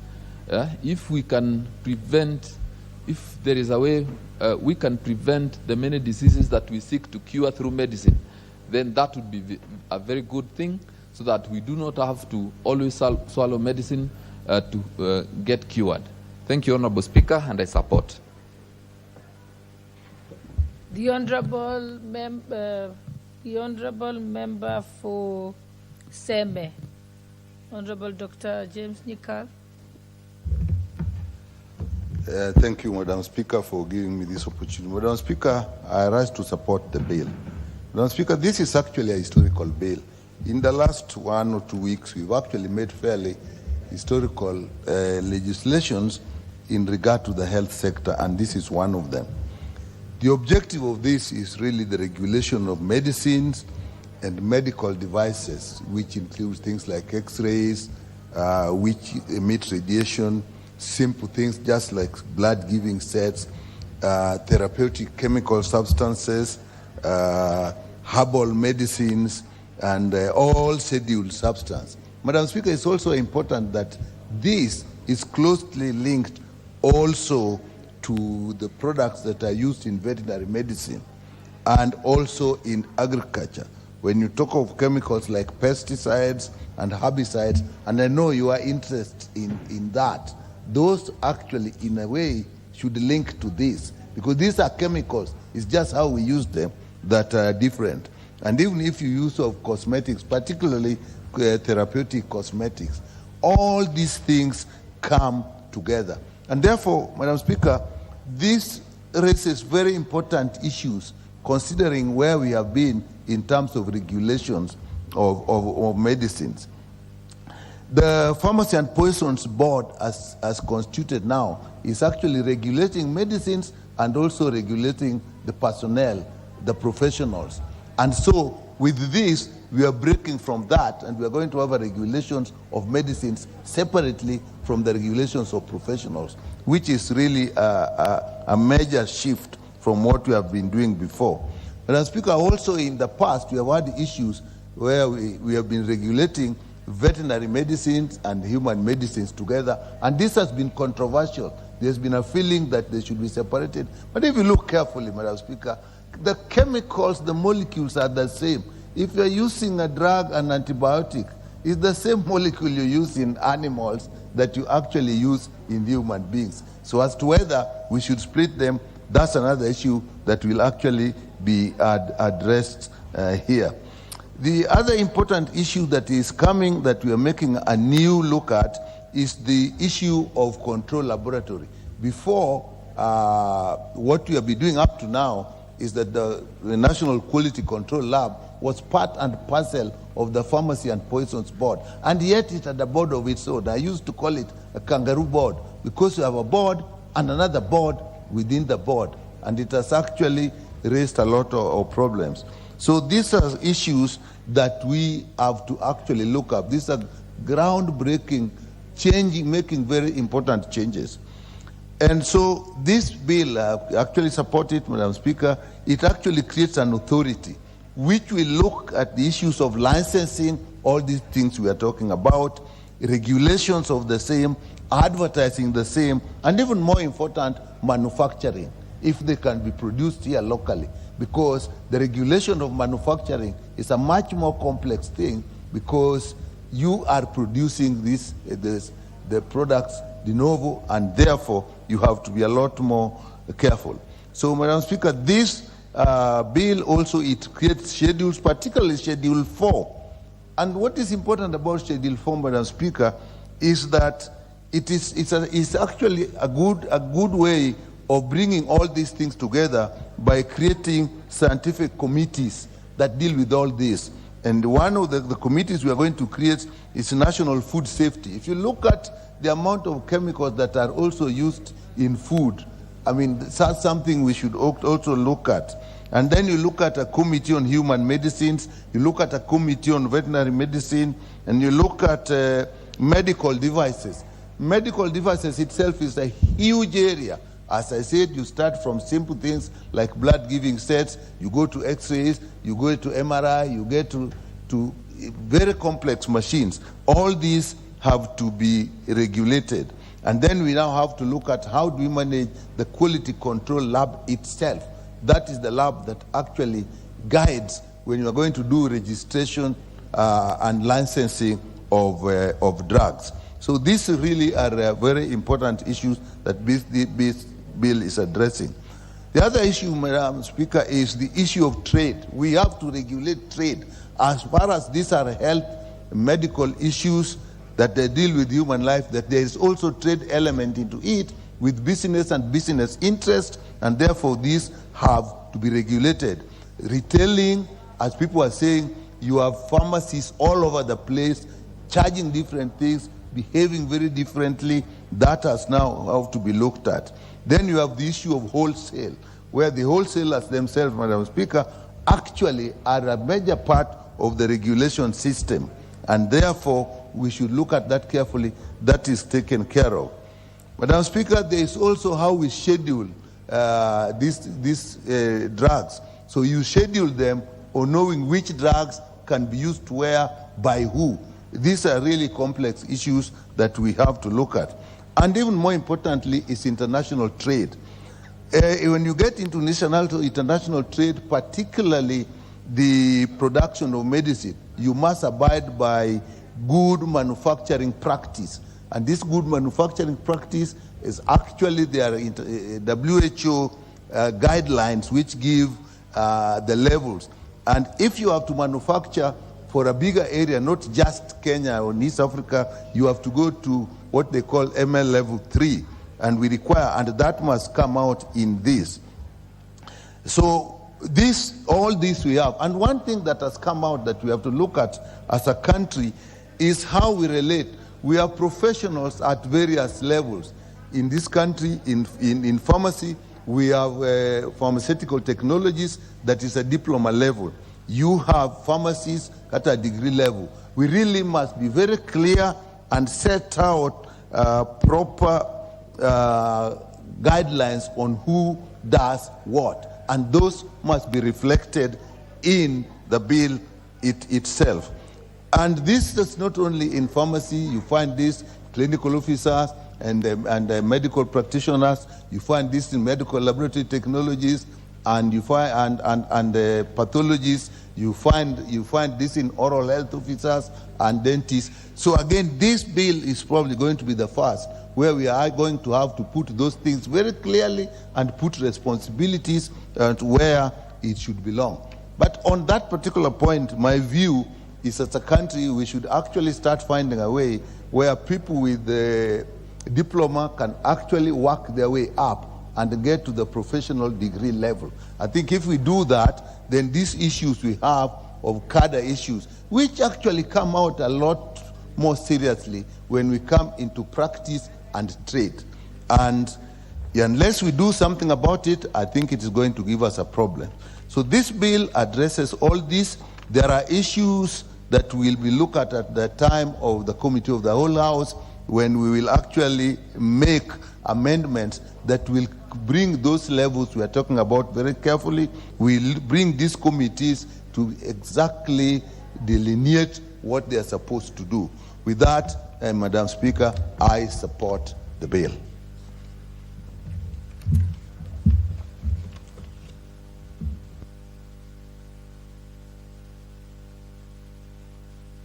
Gladys Boss, member for Uasin Gishu County. Thank you, Honorable Speaker, for giving me the opportunity to contribute to this very important bill. Honorable Speaker, I want to start by commending the chairperson and the members of the Committee on Health, Honorable Dr. Pukose and his members, because this is an extremely timely bill that has actually been long outstanding from the previous, from the 12th Parliament. So we are grateful to Honorable Pukose for ensuring that it did come to life in this particular Parliament, because it's extremely strategic and critical for this country. One, Kenya cannot attain the level 4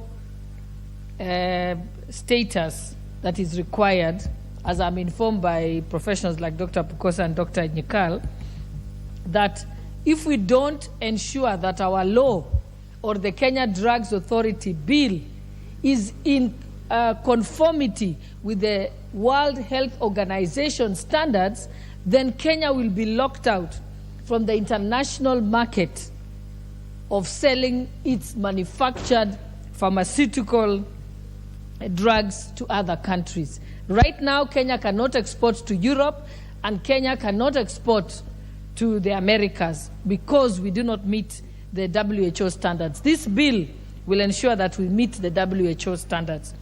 Yes, this parliament, during the finance bill, has given several incentives to encourage pharmaceuticals companies to manufacture locally. They cannot manufacture locally if our law is not, they can manufacture locally, but will not be able to export because of not meeting the international standards. Organizations such as the United Nations, the UNICEF, is domiciled here in Kenya. But whenever they require to buy any drugs, they will not buy the ones manufactured in Kenya because, again, our law is not in conformity with the international standards. So there are only 3 items that we seek and will be discussing going forward that are accommodated in this bill. One is to ensure that, as per the international standards, people, only those who are trained pharmacists can be able to handle certain drugs, so that certain drugs can be handled by pharmacists only, and others can be handled by general handlers, such as our pharmacy technicians. This is not to say they'll be locked out of work, because if we improve our manufacturing and are able to export overseas, the biggest persons or personnel who will be guaranteed of jobs and be involved in the manufacturing are our pharmaceutical technicians. 2, we also want to ensure that, as per the recommended best practices, the practices under the WHO standards, to ensure that licenses are only given, as is done globally, to pharmacists. Because if we don't do that as Kenyans and allow anybody to be given the trading license, then we shall fall below the WHO standards, thereby locking our country and hampering our growth.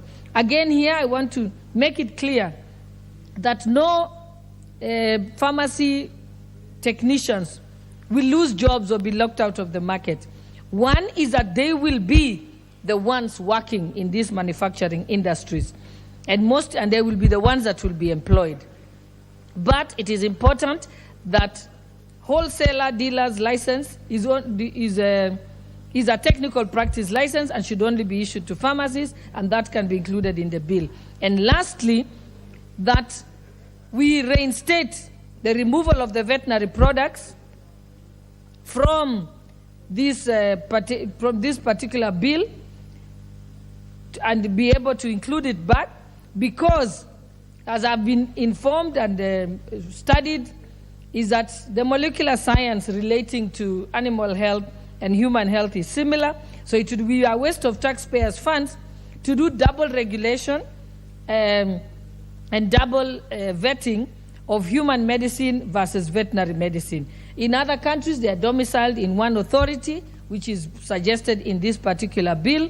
So for more efficiency and to ensure that there are no loopholes of certain so that drugs that can have a negative effect can leave the system. And with that, I proceed to support this particular bill, but with those suggested amendments. Thank you, Honorable Speaker.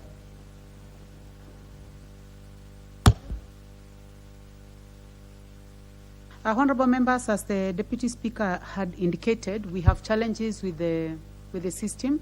So I am going to rely on the names that I indicated before we lost in the screen. So I'll give the first opportunity to the Honorable Samuel Atandi. Thank you, Madam Speaker, for giving me the opportunity to give my contributions on this bill, very important bill. And I begin by congratulating the chairman and the committee that have done a very wonderful job in coming up with this bill. Madam Speaker, as everyone has mentioned, this bill is important because it is going to help in regulating the manufacturing sector, the pharmaceutical manufacturing sector. Madam Speaker, pharmaceutical sector is one sector that I believe is capable of helping this country to grow its economy, because the sector has not been really utilized properly. In Kenya, we have about 30 companies that are manufacturing drugs. If you compare this number with our neighbors, Tanzania has about 11, Uganda has about 20. That means, Madam Speaker, that if we really harness this sector, we could be the country that is exporting drugs to the region. Unfortunately, this is not the case, Madam Speaker, because, as you are aware, Madam Speaker, we largely rely on imported drugs, imported medicine. And this is the reason why we are saying that if you visit chemists, local chemists, you will find that they are only stocking imported drugs. And some of these imported drugs are drugs of low quality. And I hope that with the licensing mandate that has been given to this authority, they are going to do a better job in ensuring that the drugs that come to this country are those ones of high quality. But, Madam Speaker, coming back to the point that I raised about maximizing on this sector to help us grow our economy, Madam Speaker, I believe that we have done very little as Parliament to help this sector to grow. For example, Madam Speaker, in the recent Finance Act, we did very little because we put so many taxes on this sector. So these taxes that we put on this sector, as a House, I think we have done injustice to this sector, a sector which actually could create job opportunities for our youths, a sector which could actually help us in generating foreign exchange. Right now we have issues with foreign exchange because we lack inflows, foreign inflows. So, Madam Speaker, as we pass this bill, we must remember that high taxation, a high tax regime is bad for any sector. It is bad for the pharmaceutical sector. It is bad for any sector. And I want to call upon government that it is not enough to just come here and bring us bills to pass. We will pass bills, but these bills will have no effect in jump-starting our economy if we do not link some of these legislations with the other aspects of governance, such as taxation. Because, Madam Speaker, right now, you realize that the cost of electricity has gone so high, and there's no manufacturing sector that can prosper if we cannot contain the cost of power. Madam Speaker, if we continue to tax employers, we continue to tax these companies. Today we are taxing, we are increasing NHIF. Tomorrow we are increasing NSSF. We are, I don't know, housing levy, this nonsense tax. Madam Speaker, this nonsense tax is going to kill these sectors. And it will be a waste of time for us to sit here and make laws and bring up good laws which will not be implemented. The other issue, Madam Speaker, is things to do with corruption. Madam Speaker, I also believe that this country does not lack laws. We have enough laws. But how come these laws do not help us? It's because we allow corruption to thrive. Corruption thrives in this sector. The health sector I think, is the most corrupt after the police. So if we are going to ensure that these laws work for us and they serve us, these new laws we are passing, then we must be vigilant and ensure that we do not allow corruption to thrive. And because this government has allowed corruption in all its rank, every day this government is displaying corruption. You see a whole deputy president carrying sacks of money going to church, to give donations everywhere. So you are displaying corruption and you want this country to prosper. The country cannot prosper. And therefore, Madam Speaker, what I'm saying is that we must tie some of these things so that they work together for the good of our country. Madam Speaker. What is out of order, Honorable Roko? Member for Mbere. Madam Speaker, it's extremely in bad taste. My brother and my friend, Honorable Tandi, is painting the Deputy President of the Republic, a man whom we respect, a truthful man, as a corrupt person, without any evidence, without laying any papers or any document. And according to the rules of this House, Madam Speaker, you cannot cast aspersion or you cannot discuss the integrity of any senior member of this country who cannot be able to defend themselves here without laying down proper documentation which are signed by an affidavit or from a commission of oath, so that you can prove your allegation. Is he in order, Madam Speaker? Can he withdraw the statements he made?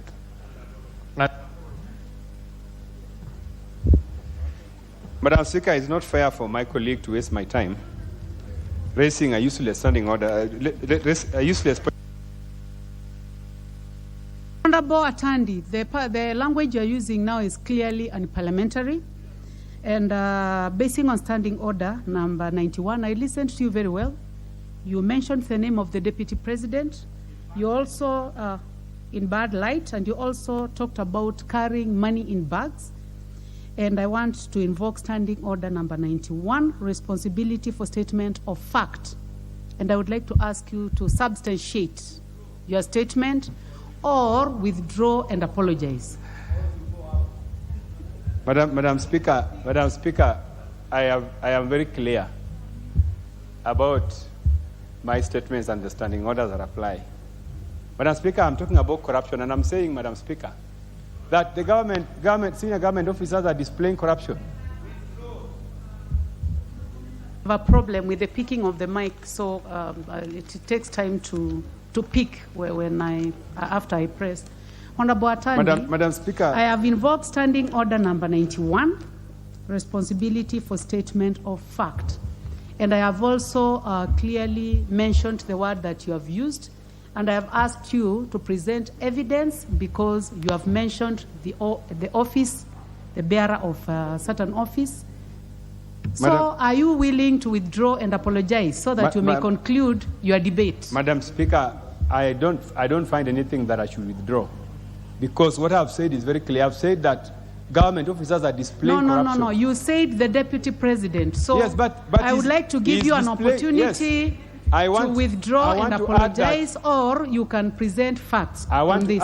I want to add, Madam Speaker, that Deputy President is displaying corruption in his activities by carrying millions of money in cash, taking to Arambes. And you know very well, Madam Speaker, that the law that we pass in this House, you cannot withdraw more than 1 million shillings from your account. Where does he get 5 million shillings to take to Arambes? I will not withdraw, Madam Speaker. I have a problem with the mic. You notice that I'm really straining. Kindly, whoever is concerned with that, assist. Responsibility for statement of fact.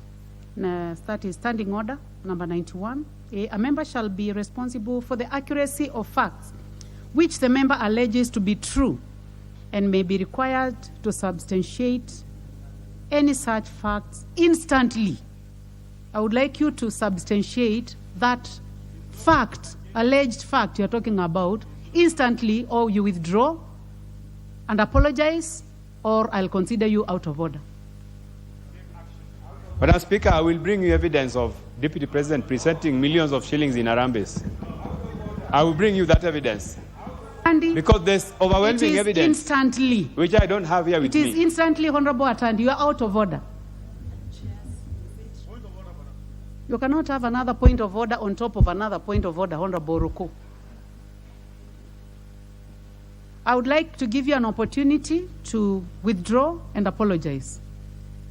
The statement you have made is weighty, and it affects the person of the Deputy President of the Republic of Kenya, and it is a serious statement, Honorable Attorney. Madam Speaker, so withdraw and apologize, Speaker, or I rule you out of order. Madam Speaker, I will disappoint you. I will not withdraw, because I'm speaking about facts which I believe in. That the Deputy President is displaying corruption by carrying huge sums of money to Arambes.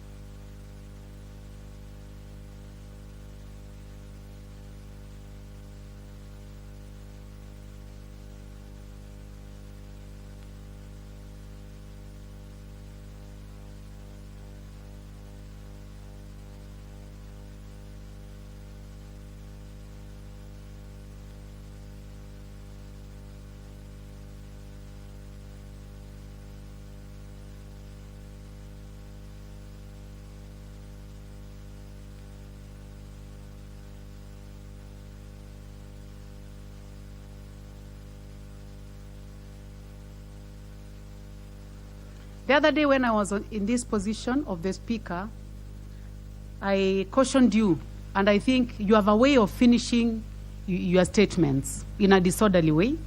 I cautioned you. Today I'm going to invoke Standing Order 107, disorderly conduct, F, 107(1)F, where member commits an act of disorderly conduct if the member deliberately gives false information to the House, and G, makes allegations without, in the Speaker's opinion, adequate substantiation. And I consider you to have given false information because you do not have the ability to substantiate. I've given you 2 opportunities to do so, and you have made allegations without, in my opinion, adequate substantiation. So I order you to get out of the House.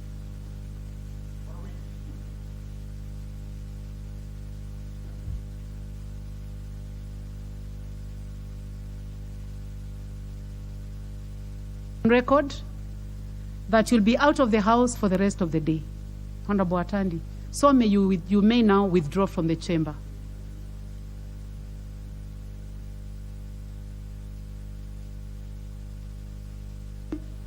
Withdraw out of the chamber. Order, Honorable Ruku. Order, Honorable Ruku. Honorable Atandi, withdraw out of the chamber.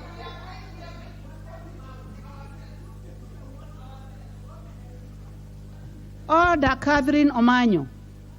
You are not disorderly, Honorable Catherine Omanyo, so stay in your position. I am addressing the Honorable Atandi, and I have asked you to withdraw from the chamber.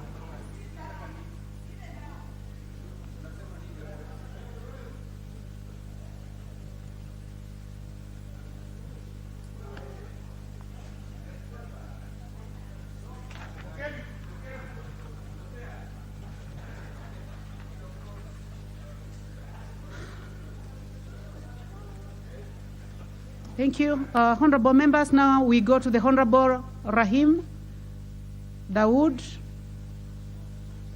member for North Imenti. Thank you, Madam Speaker. Madam Speaker, I want to support this bill, Kenya Drugs Authority bill, and I want to congratulate the chairman, Dr. Pokose, together with his committee on the excellent bill. Honorable Dawood, just a minute.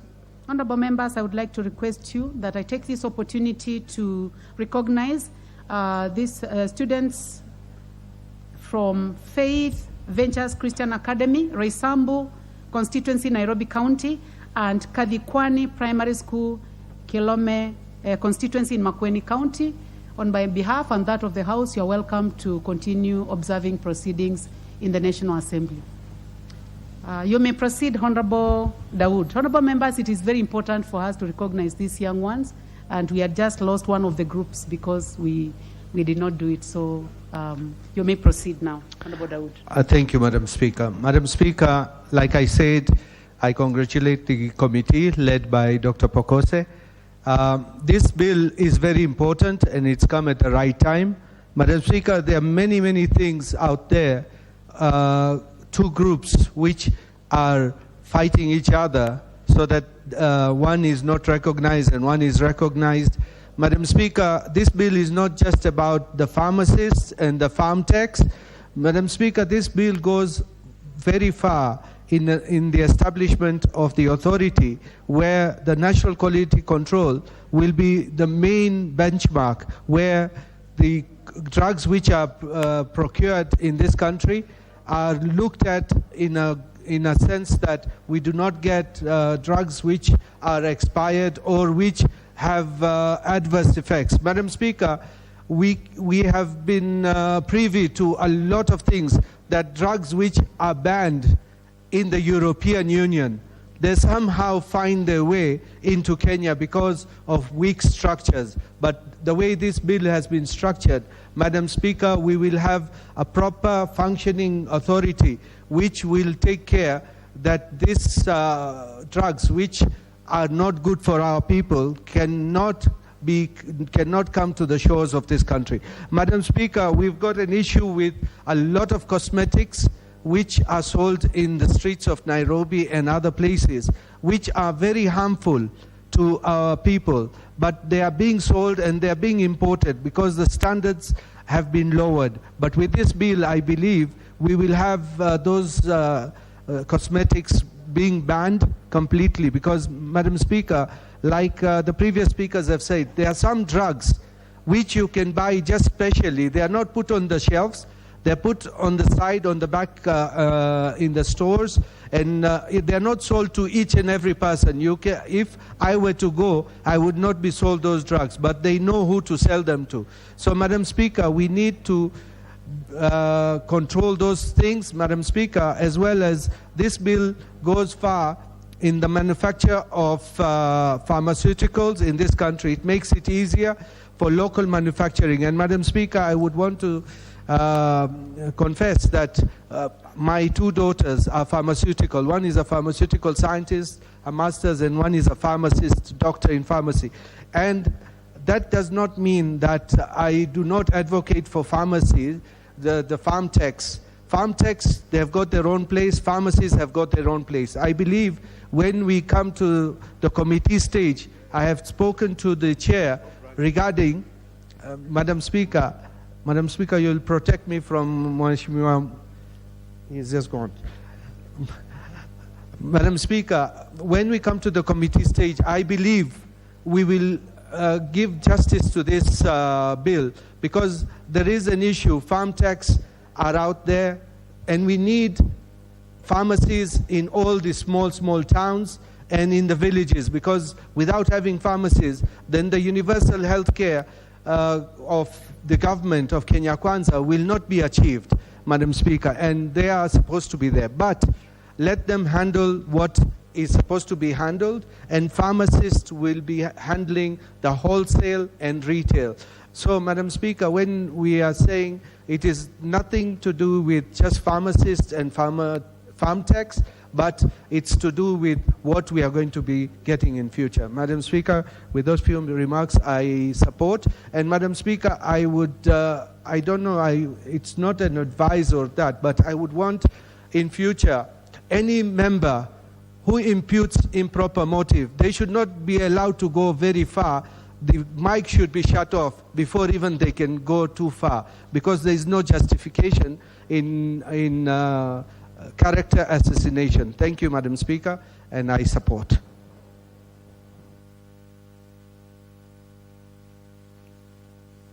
The Honorable Otiende Amolo, member for Rieda, Senior Counsel.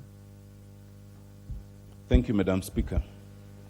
Madam Speaker, from the onset, I'd like to congratulate the committee for the bill, and I want to say I'm in support of the bill because, among others, it rationalizes this area. It brings issues that fall under the Pharmacy and Poisons Act and under the Food, Drugs, and the Chemical Substances Act to rationality. And I agree that it's actually in keeping with the international standards. And therefore, Madam Speaker, for the whole bill as it is, I only have one small area that I do not agree with, that I think the committee should look at, and that is what is in section 8(2)(j). In that section, which talks about the composition of the board, the chair of the board is clearly indicated as a person appointed by the president who is a registered pharmacist of good standing with a degree in pharmacy. When it comes to the representative of the governors, they say it would be a person with special knowledge of drugs and health technologies, whatever that means. It is to be noted, Madam Speaker, that there is definition. In the definition section, a pharmaceutical technologies is defined, and also a pharmacist is defined. But there is no definition of this animal called a person with special knowledge of drugs and health technologies. Whenever you are not clear, it always gives rooms for appointment of all sorts of persons, and they say we have knowledge. That is one area that I would like to urge the chair and the committee to consider. And Dr. Pukose is not listening, but someone will tell him what I've just said. Madam Speaker, Aside from that, I do not have a problem with the bill as it is, and as I've said, I support it. But I do have a problem with some sections of the report of the committee, and I've gone through it. And the conceptual, two aspects. The first aspect is what the Deputy Speaker spoke to, and that is what is in clause 2D of the committee report. There was a proposal in the report, and I hope they will drop it, to remove the veterinary medicine from the ambit of the bill. As submitted, I think, by Dr. Nyikal, it is my view that whether it is human medicine or veterinary medicine, it is medicine.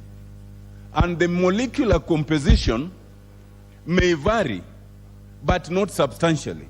And therefore, it's my view, Madam Speaker, that regulation of veterinary medicine, just like human medicine, must still be centralized, and it must be brought back to this authority. And I'd really like to urge the committee to consider and drop that particular amendment. The second general area is an area that I think Dr. Dawood just spoke to. Dr. Nyikal also mentioned it.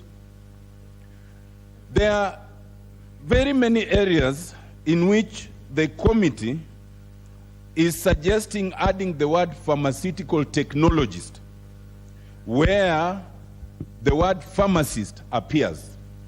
And this includes, for example, when it comes to clause 2M in the report, it also includes clause 39 to 41 when it comes to regulation of wholesale dealers. It also includes, especially in clause 41, where you are talking of the those adding pharmaceutical technologists to those to deal with scheduled substances. And it's a variety of places which I do not have to enumerate all of them, some of which I've pointed out to Dr. Pukose. Madam Speaker, I have a conceptual problem with that approach, that where you have the word pharmacist, you just simply want to add the word pharmaceutical technologist. While I agree with what Honorable Dawood said, and even Dr. Nyikal, that we need to find a niche for each, I do not agree that you can lump these two people together. I do not agree, Madam Speaker, that in all these professions, and it's not just in the pharmacy, I think pathologists have that problem. The pathologists and the lab technicians. The doctors have this issue between the doctors and the clinicians. The architects have an issue between the architects and the draftsmen. The engineers have an issue between engineers and inspectors. Even the advocates have this issue between paralegals, between advocates and paralegals or clerks. It cannot be that one can go for learning at a certain level of a certain rank for so many years, and that it can just be amended by the stroke of the pen that it is stroke so and so. If one graduates, it is okay, and one can always rise higher. But until you get there, there must be roles that are preserved for you and roles that are preserved for someone else of higher learning who also takes higher responsibility for their action. And therefore, Madam Speaker, I want to persuade the committee to reconsider that approach of simply saying pharmacist stroke pharmaceutical technologist and adopt a more practical approach of looking at what is it that pharmaceutical technologists can do, and what is it that we will reserve for pharmacists. You know, it can be argued, and it's been argued, that look, as a country we have shortage of specialists, including pharmacists. We have issues of costs. We have issues of people who are experienced, even if they are technologists, sometimes even more than the pharmacist. But there are reasons for this categorization, and the solution cannot be to lower the standards or to lower the threshold. The solution must be to address those specifics and agree on what we want to hold at a higher pedestal and what we want to hold at a lower pedestal. And then for each pedestal, to hold those respective categories to the highest professional standard and punish them whenever there's transgression.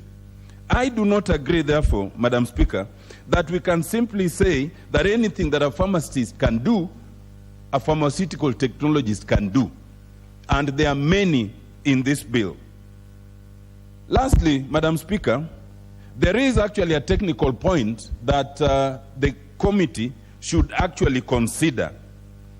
I'll urge Dr. Pukose to look at the history of this bill, and if he looks at the history of this bill, you will see that on 24th October 2018, there was a discussion of similar provisions. At that time, a similar thing had been done, and the Attorney General gave an advisory that it was improper to equate those two levels. When the bill went to the President refused to assent and brought it back with those observations. And I'm sure Dr. Pukose's clerks will be able to get all that. Do we want to walk that path again, where there was an advisory that was issued, it was ignored, it resulted in refusal to assent? And technically, what would that mean? When it has come back, and it's essentially a continuation of the bill, would it then attract a higher threshold as usual of the 2/3 or not? So that we do not walk that line, and so that we do not detain a bill that is otherwise quite good, I would urge the committee to look at those distinctions without making anyone think that they've won or they've lost, but we give due learning, due experience, and responsibility where it belongs. With that, Madam Speaker, I support.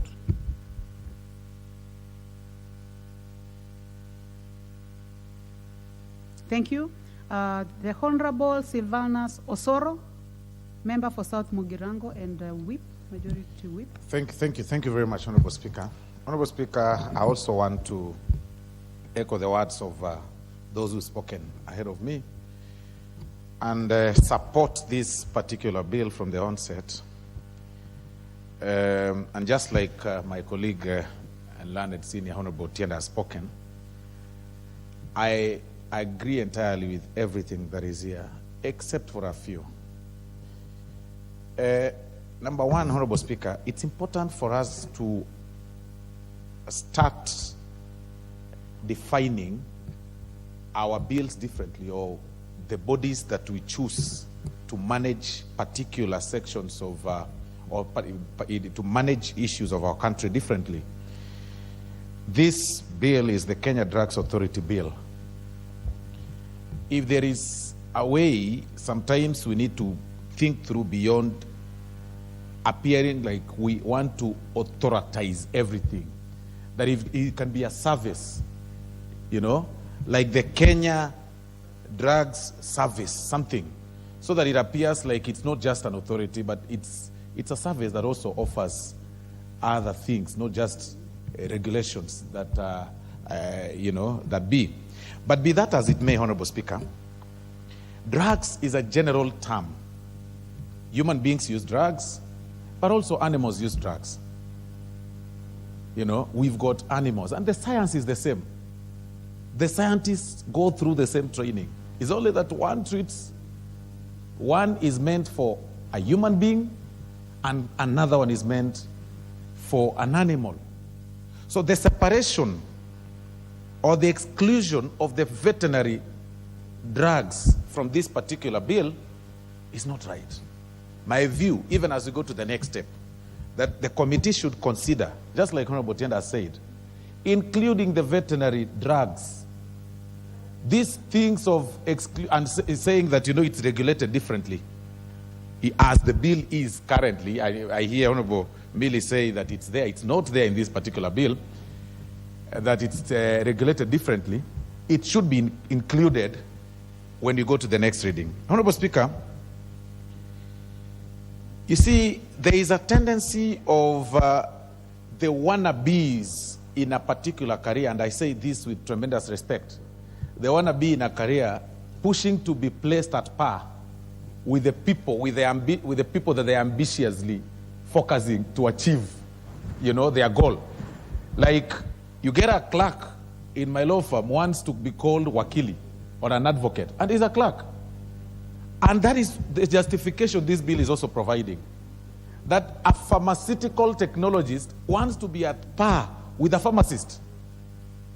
You know, that you define them with the same line, within the same line, that a pharmacist and a technologist.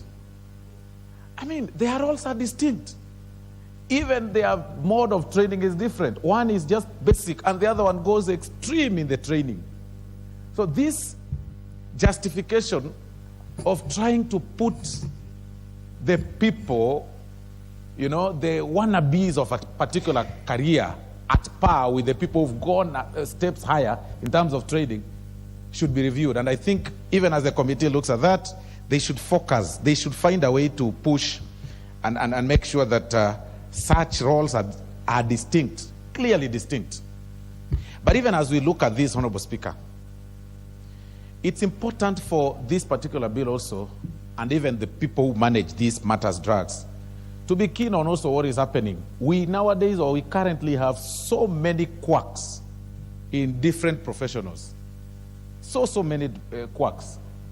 You know, what is now in public domain is a quacks in the Law Society of Kenya, or lawyers, I would say there. People pretend to be advocates and they've never gone to any law school. But it's worse when those quacks also practice the over-the-counter sale of the medicines. You can imagine what will happen if somebody prescribes a wrong medicine on a wrong, prescribes a wrong medicine on you, on your body, and there is no reverse, there is no spare on your body. That even as we look at this, we need to find a way to have most of these quacks in professions. You know, people have sacrificed, gone to school, studied very hard, opened, decided to have their businesses in pharmacy, and somebody comes next, collects allowances for another person who's gone to school, and then decides to wear a dust coat, and calls himself doc or a pharmacist, and sells drugs and prescribes drugs. And those are the people you hear when you go to their pharmacies. They just tell you, you say, I have a stomachache, and they tell you, you look like you have H. pylori. And they give you some kit without proper medical checkups. So even as we look at this whole thing, it's important for us to be keen on that. And those quacks are in the villages. I have seen so many in my constituency. Small chemists selling Panadol, selling everything, and others even doing abortions. Quite unfortunate. And sometimes such are discovered when things have gone south. So we also need to find a way to regulate and protect societies, professional bodies, professional societies. Like now the pharmacies and such. So that quality professions are protected, human life is also protected, and the dignity of a profession is guarded. I mean, it kills morale for one to go to school for nothing, because it's something that can be done by other people. And that is what now is happening in the hospitals. And Honorable Speaker, even in such, even as we talk about the drugs, others go to an extent of selling drugs that are expired, drugs that have been banned from some countries. And nowadays they know the science of human beings. They know that what people want. People want quick service, over the counter. And it becomes very easy to get a quack selling you, or even that pharmacy, a professional or qualified pharmacist selling you over the counter without prescription. If there is a way such can be stopped,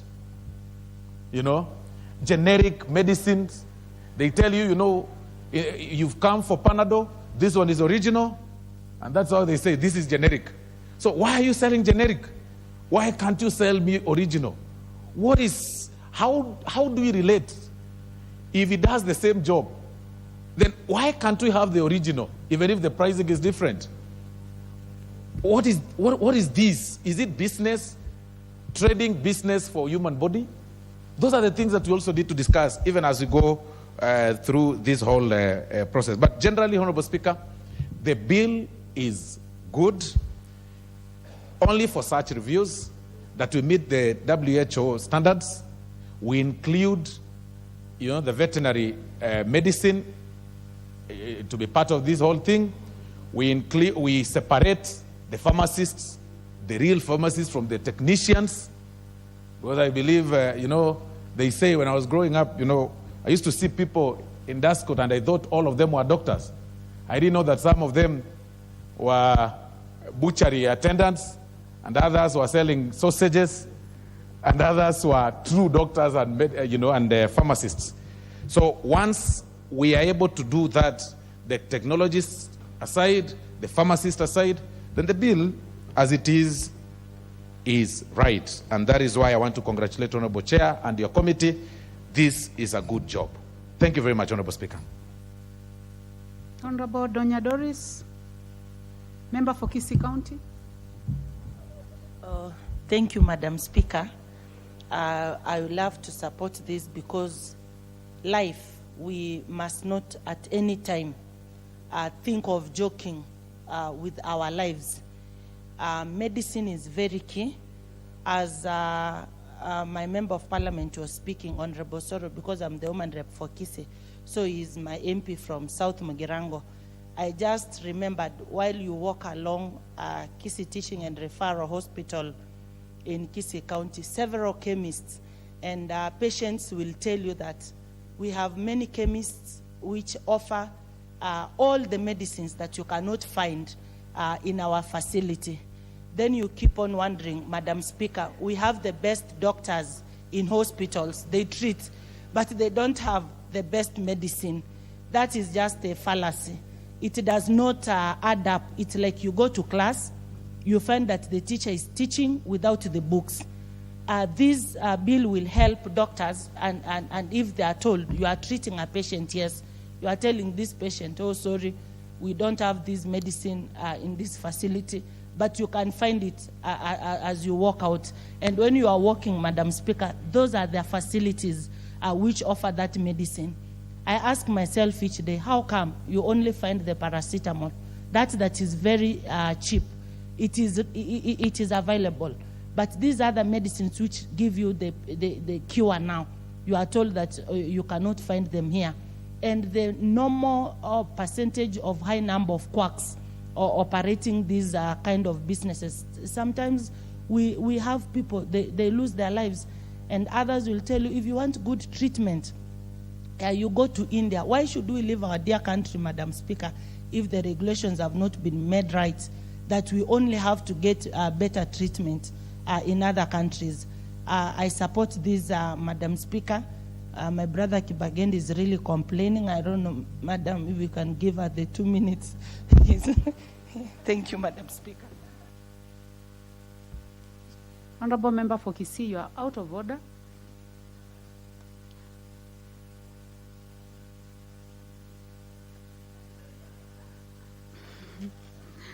The Honorable Karido, member for Igembe Central.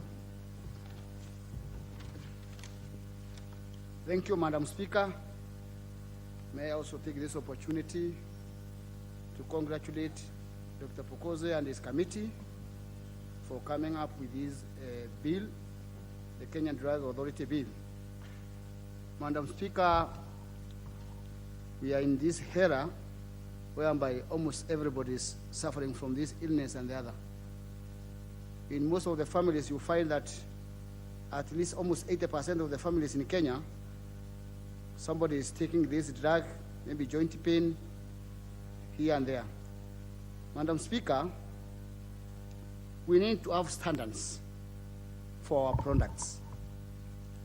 Because as much as we think of ourselves, we should think of the world at large.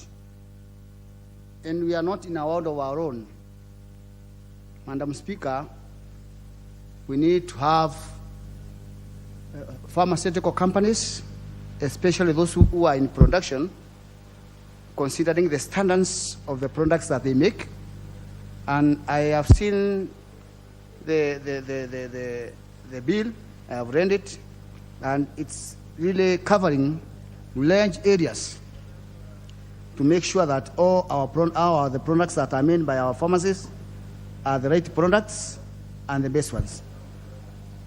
Madam Speaker, in Kenya we have a challenge, especially on counter treatment. We have made the drugs, and many of us have become drug abusers. I have seen and have witnessed people taking some cough syrups like Actifend. They have been banned in some countries, but here people have been abusing them, overdosing, and they end up being drunkards through those drugs. Madam Speaker, it's the high time that all the drugs that are sold at the pharmacies, they are sold the drugs that have been prescribed by the medics who have the quality and who are qualified to do that job. Madam Speaker, we would discourage a situation whereby you wake up, go to the pharmacy, and just demand for a drug, and the dealer sells to you the drug that they wish because they are out to make money. We have seen that in most cases, we've seen marauding pharmacists and pharmacy shops without even licenses. And I have seen the bill is taking care of all that, and we believe that after the bill is through and becomes a law, it will really be working and not to just be seen as a law. Madam Speaker, the other issue is that of the generic drugs. My brother has talked much about them, but it's also a challenge because they are not labeled as generic. But you are told these are generic drugs, they are not originals, these are cheaper. I think the subscription from the doctor should be saying what should be given. There's this also the issue of the interchangeability, whereby you can go with a prescription for the drugs that you are supposed to take. Then you find a pharmacist does not have those drugs in the shop. He intends to give you an alternative for the drugs that have been prescribed by your doctor. I believe because it's also taking care of that, it will be affected. So generally, the bill is a very good bill, and I will support it, and I believe it will serve Kenyans and even international community. Thank you, Madam Speaker. Thank you, Honorable Karito. The Honorable George N. Gashagwa, member for Daragwa. Is Honorable Gashagwa in the House? Then we will be followed by the Honorable John Waluke, member for Sirisia. Thank you very much, Madam Speaker. From onset, Madam Speaker, I want to support this bill, the Kenya Trucks Authority Bill, Madam Speaker, and I want to thank the chair, Dr. Bukose, and his committee for bringing in this important bill, Madam Speaker. Madam Speaker, it is today that I have heard from Dr. Nyakal that medicine for treating human beings and animals are the same. I never knew that, Madam Speaker. And I'm so shocked because I had never heard anything like that. Madam Speaker, the pharmacists of this country, Madam Speaker, some of them are not trained. I've witnessed it even in where I come from, Madam Speaker. Somebody is running a pharmacy for the last 25 years, and he is not a nurse or neither a doctor, but he sells medicine, Madam Speaker. And Madam Speaker, I want to request this committee under Dr. Bukose, because Dr. Bukose himself is a doctor, is a medical doctor, to take action, Madam Speaker, with these quack doctors and nurses, Madam Speaker, who sell medicine and they are not qualified for doing such a business, Madam Speaker. Because, Madam Speaker, we have lost lives of very many people who are innocent and they are sick going to look for medicine, Madam Speaker, and these people end up giving them wrong medicine, Madam Speaker. So it is good that the committee has observed and come out with a bill that we are going to support to make sure that we protect lives of our people, Madam Speaker. Madam Speaker, I want the manufacturers of this country also to wake up. Madam Speaker, you saw during COVID time, I thought that the manufacturers of this country and doctors were going to come out also, like South Africa, Madam Speaker, to manufacture medicine. Like South Africa manufactured medicine for COVID, Madam Speaker. And our doctors here and also the manufacturers, medical manufacturers or medicine manufacturers, Madam Speaker, we've never seen them coming out with that different idea that can save this country from importing medicine or from outside the country, Madam Speaker. So we want also to compete like any other country in the world, Madam Speaker, to make sure that Kenya is on board on every aspect like this one of medicine, Madam Speaker. I want to support this bill. It's a very important bill, Madam Speaker, and colleagues should pass this bill, Madam Speaker, because it is important to us as a nation and to the people of Kenya. Thank you, Madam Speaker. I support. Boaluke, the Honorable Kibangendi, member for Kitutu Chache South.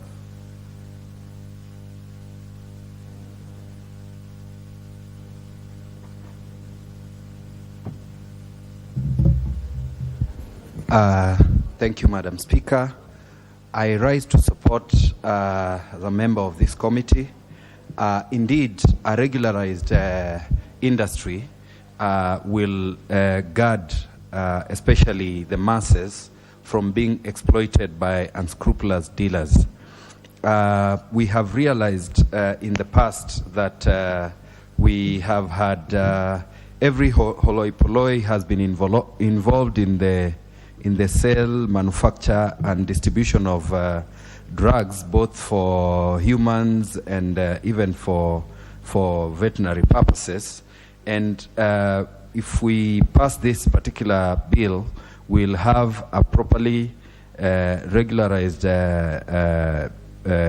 sector that will ensure only those that are allowed to run chemists and even those manufacturing are the only ones that will be involved in this particular trade. The other thing is that we also need to ensure that as we push Kenyans to go for further studies, there needs to be a clear demarcation on where one class of training can get to and where the other can take up from. And for that reason, I support this bill and I ask members to pass. Thank you.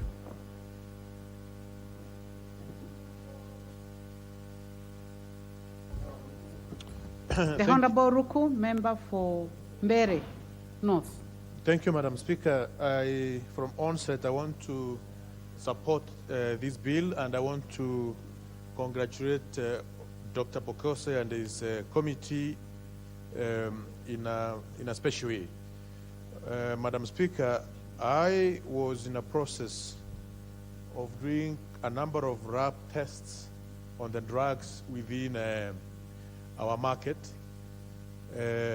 Myself and my team, I work with a very formidable team, Madam Speaker, because already in Kenyan market there is huge section of drugs which are completely not good for human consumption. And these drugs have found their way into the pharmacies which we have in different parts of this country. And this is happening, Madam Speaker, when we have Poison and Drug Board, which is supposed to check on the quality of the drugs we have in our shelves. But in one way or the other, many cheap drugs, and of course we need to have cheap drugs in the country, but which are of good quality, which are able to treat different ailment which occurs within the Republic of Kenya, so that we can have a healthy society. The control of how the drugs are dispensed from our chemists is an extremely important function, and this bill is coming to regulate how this is going to happen. And therefore, Madam Speaker, the effort which can be put in place by the committee is very commendable. But as this is happening, before this bill is enacted, before it comes into law, is it possible, Madam Speaker, to move with speed and check whether the drugs which we have in our shelves, because some of them have already been ruled that they are not fit for human consumption. They are not going to treat some of the, especially children, pediatric drugs. Some, they seem to be addictive. Is it, before we enact this, before we ensure this is done, I think the authorities concerned within this space, they should also be able to move with speed and check what is being sold in our pharmacies, whether it meets the required standards. And I was in the process of working on a report which we can table in this house as far as this is concerned. And because this has come on the floor of the House, I didn't know whether there's an effort by the Chairman Pukose to work on this. Please, let's see what is being sold in our pharmacies is of good quality, so that we may not be adding more problems when we are claiming that we are treating people from different diseases or different ailments. With those remarks, Madam Speaker, I support and congratulate Dr. Pukose with his team. Thank you. The Honorable Irene Mayaka, nominated member.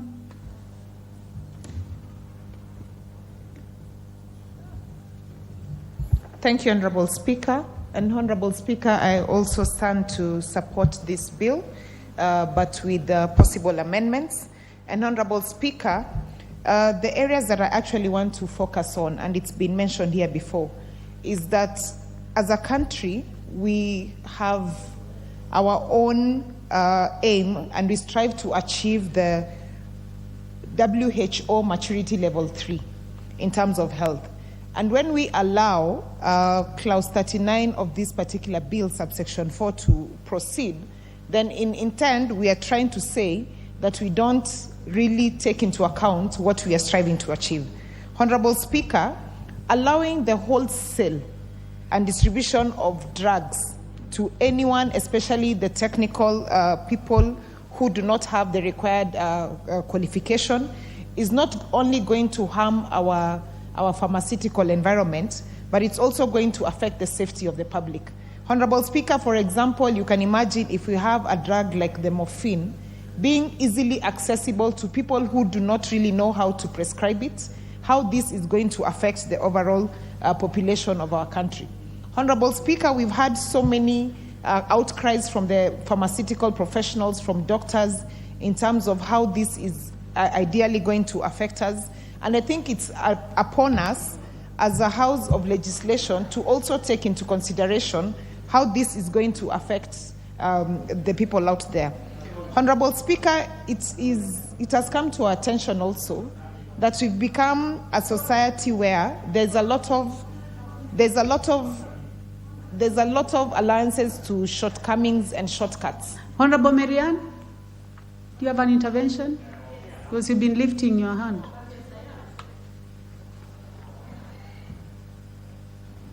What is out of order, Honorable Marianne? No, Madam Speaker, because this motion is, this bill looks very popular. I think after she finishes, I think we can ask the mover to reply.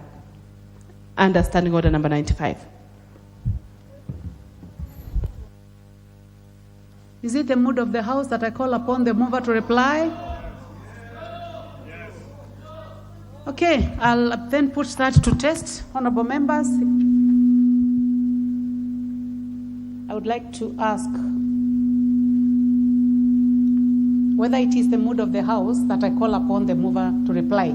As many as are of that opinion say aye. Aye. As many as are of a contrary opinion say nay. The nays have it, so we proceed. Thank you, Honorable Speaker. Honorable Speaker, I think this is a very important motion to this country, and we should ventilate and debate as much as possible. Honorable Speaker, as I was saying, we've had instances, and this has been mentioned before, of where quacks are actually operating and practicing in professions that ideally one should go to school properly and have the proper qualification before you can practice. Just the other day, we have had a quack in the surgeon and medical environment. And Honorable Speaker, when we begin to allow some of these amendments to come through, we set a very dangerous precedent for this country. Because then we will also have situations where other people who just have diplomas will start coming in and saying that they want to go to court and start representing clients. So therefore, Honorable Speaker, I do not want us to encourage this. And I want to also just encourage the chair and the Committee of Health to be to take on positively the amendments that we seek to bring to the House in terms of what we feel should be regulated in this particular bill. Honorable Speaker, I also want to speak about Clause 41, subsection 1B, which suggests removing the schedule of medicines, and also that we should be able to revert back to global acceptable scheduling as indicated in the standards in CAP 244.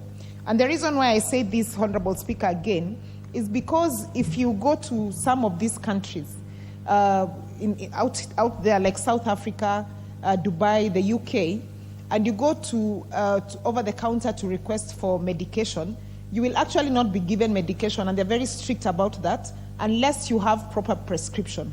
And as a country, we should strive to go towards that direction, because by doing so, then we are able to not only safeguard the public, but we are also to ensure that the highest measurements of standards of medicine and prescription of the same is attained in our country. Honorable Speaker, and because there's so much interest, I will stop there so that I allow others to debate. But I just want to, as I said, to urge the committee to be very positive in their reception towards the amendments that we will seek to be bringing to the floor of the House. I submit. Thank you. The Honorable Zamzam Chimba, member for Mombasa County. Asante sana Mheshimiwa Spika, kwa vile muda unasi nitaenda mbio nikisema kwanza napongeza kamati ya afya kuweza kuleta mswada huu bungeni. Na Mheshimiwa Spika, madawa yamekuwa yakitumiwa kwa njia mbaya. Tumeona kuwa kuna watu wengi wamefungua chemist kila mahali wanauza. Mheshimiwa Spika, ikiwa mswada huu utaweza kupita na kurekebishwa sehemu ambazo zinaweza zikaleta sintofahamu kwa watu ambao wako katika hii industry, Mheshimiwa Spika, itakuwa ni mswada mzuri sana. Ifahamike kuwa Mheshimiwa Spika, kuna hata madawa ambayo watoto wengi wamekuwa wakiingia wanatumia, bora akiangalia ile prescription inasoma kitu gani, unapata anaenda ananunua, na yule mtu wa pharmacy kwa vile hamuulizi prescription kutoka kwa daktari, Yeye anaangalia tu, anampatia yeye, bora hafanye biashara.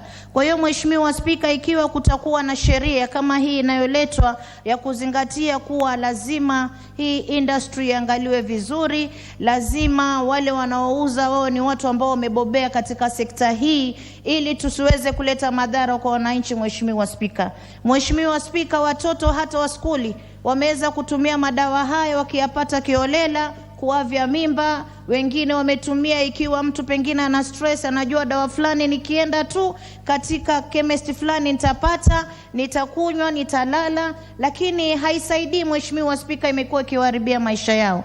Kwa hiyo mimi nataka nichukue fursa hii, kwa vile kuna wenzangu pia wataka kuzungumza, niseme napongeza mswada huu, lakini kama alivyosema dadangu Iron Mayaka, tusiweze kuweka mwanya ambao utakuja kuwa watu wapelekana kotini wakirudi. Tuweke sheria ambayo itakuwa inakubalika, sheria ambayo itazingatia sheria ambayo tunayo katika taifa hili, na muhimu katika yote pia Mheshimiwa Spika, sisi tuna sehemu ambapo kwamba utapata watu dawa zikishakuwa zime-expire zenda kutupwa. Kule zinakotupwa waziwazi pia utapata kuna watu wanaenda wanaokota wanatumia. Ama katika hospitali zetu, nafikiri jana tumekuwa na hawa ndugu zetu wa KEMSA ambao tulikuwa tuwauliza maswali, ikabainika kuwa hata kuna dawa ambazo zilienda Mombasa County ambazo zilikuwa pengine expiry bado miezi 2-3.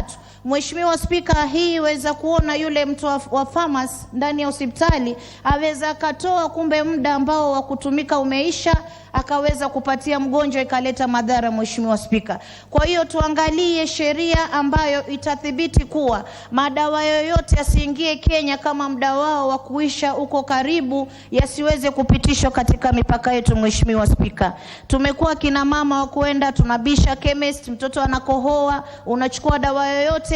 Tumepata kuna madawa mengi yametengezwa katika mataifa ya nje. Kwa mfano kulikuwa na tetesi, kuna dawa zilitoka Pakistan, zingine India, tukaona picha wanazitengeza nyumbani. Hizi madawa zimepata njia ya kuweza kuingia katika taifa letu na zimeweza kuleta madhara. Kwa hiyo naweza kuunga mjadala huu, kusupport hii kamati na kuwapongeza na kusema lazima tuweke sheria ambayo inaweza kudhibiti hii industry ya madawa. Asante sana Mheshimiwa Spika.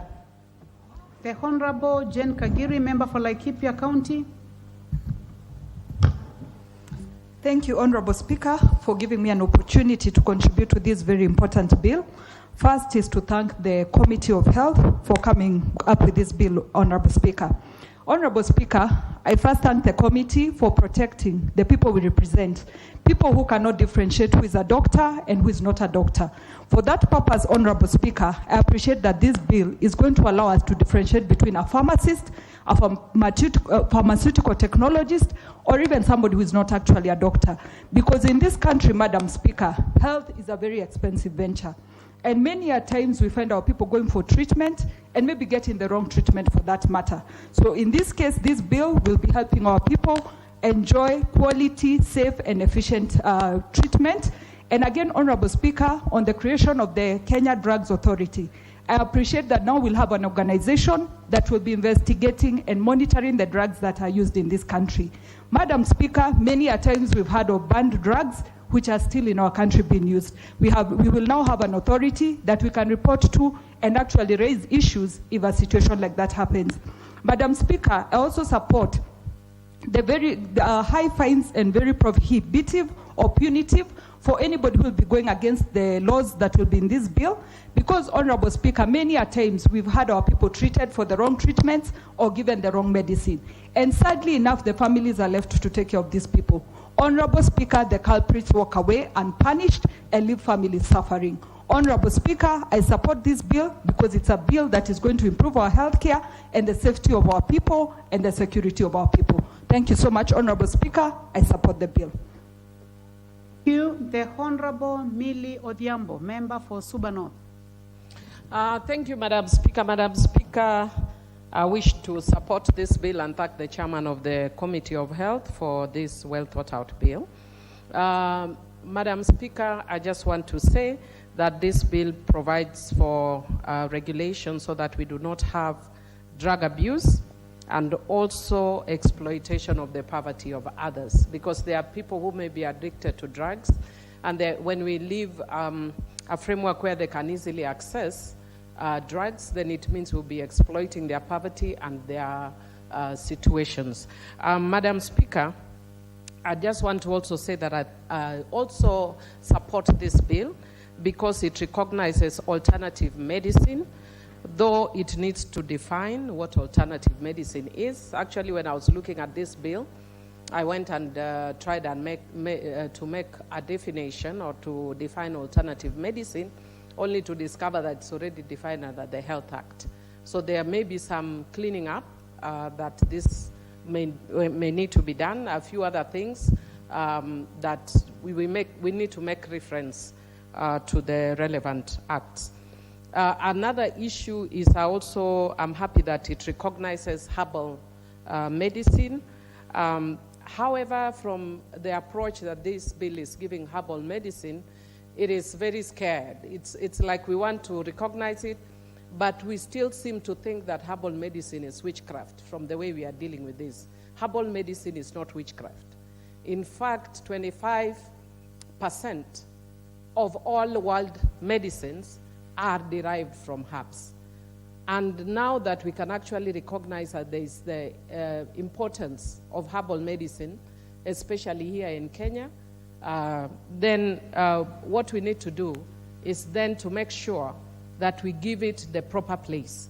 And I have proposed amendments that would ensure that we mainstream herbal medicine. I've said it before the House that we even have, in our own country, Kenya, we have several plants that are actually, like Mwarubaine and others, that are actually helping us, and they're herbal medicine.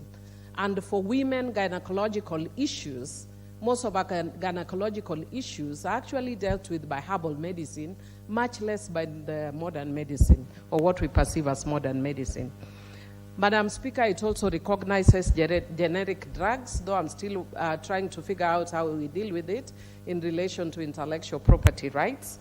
But I think that one of the things that is of concern to me is that it gives the doctors who are prescribing the medicine the opportunity to then allow the dispensing chemist a chance to dispense the generic drugs, but does not give the patient a chance to refuse the generic drugs. Because sometimes you go to a healthcare facility and what the doctor prescribes for you is not what you're given, and then, even for you, when the doctor is prescribing that alternative, the doctor needs to get your concurrence, because I may not want generic drugs.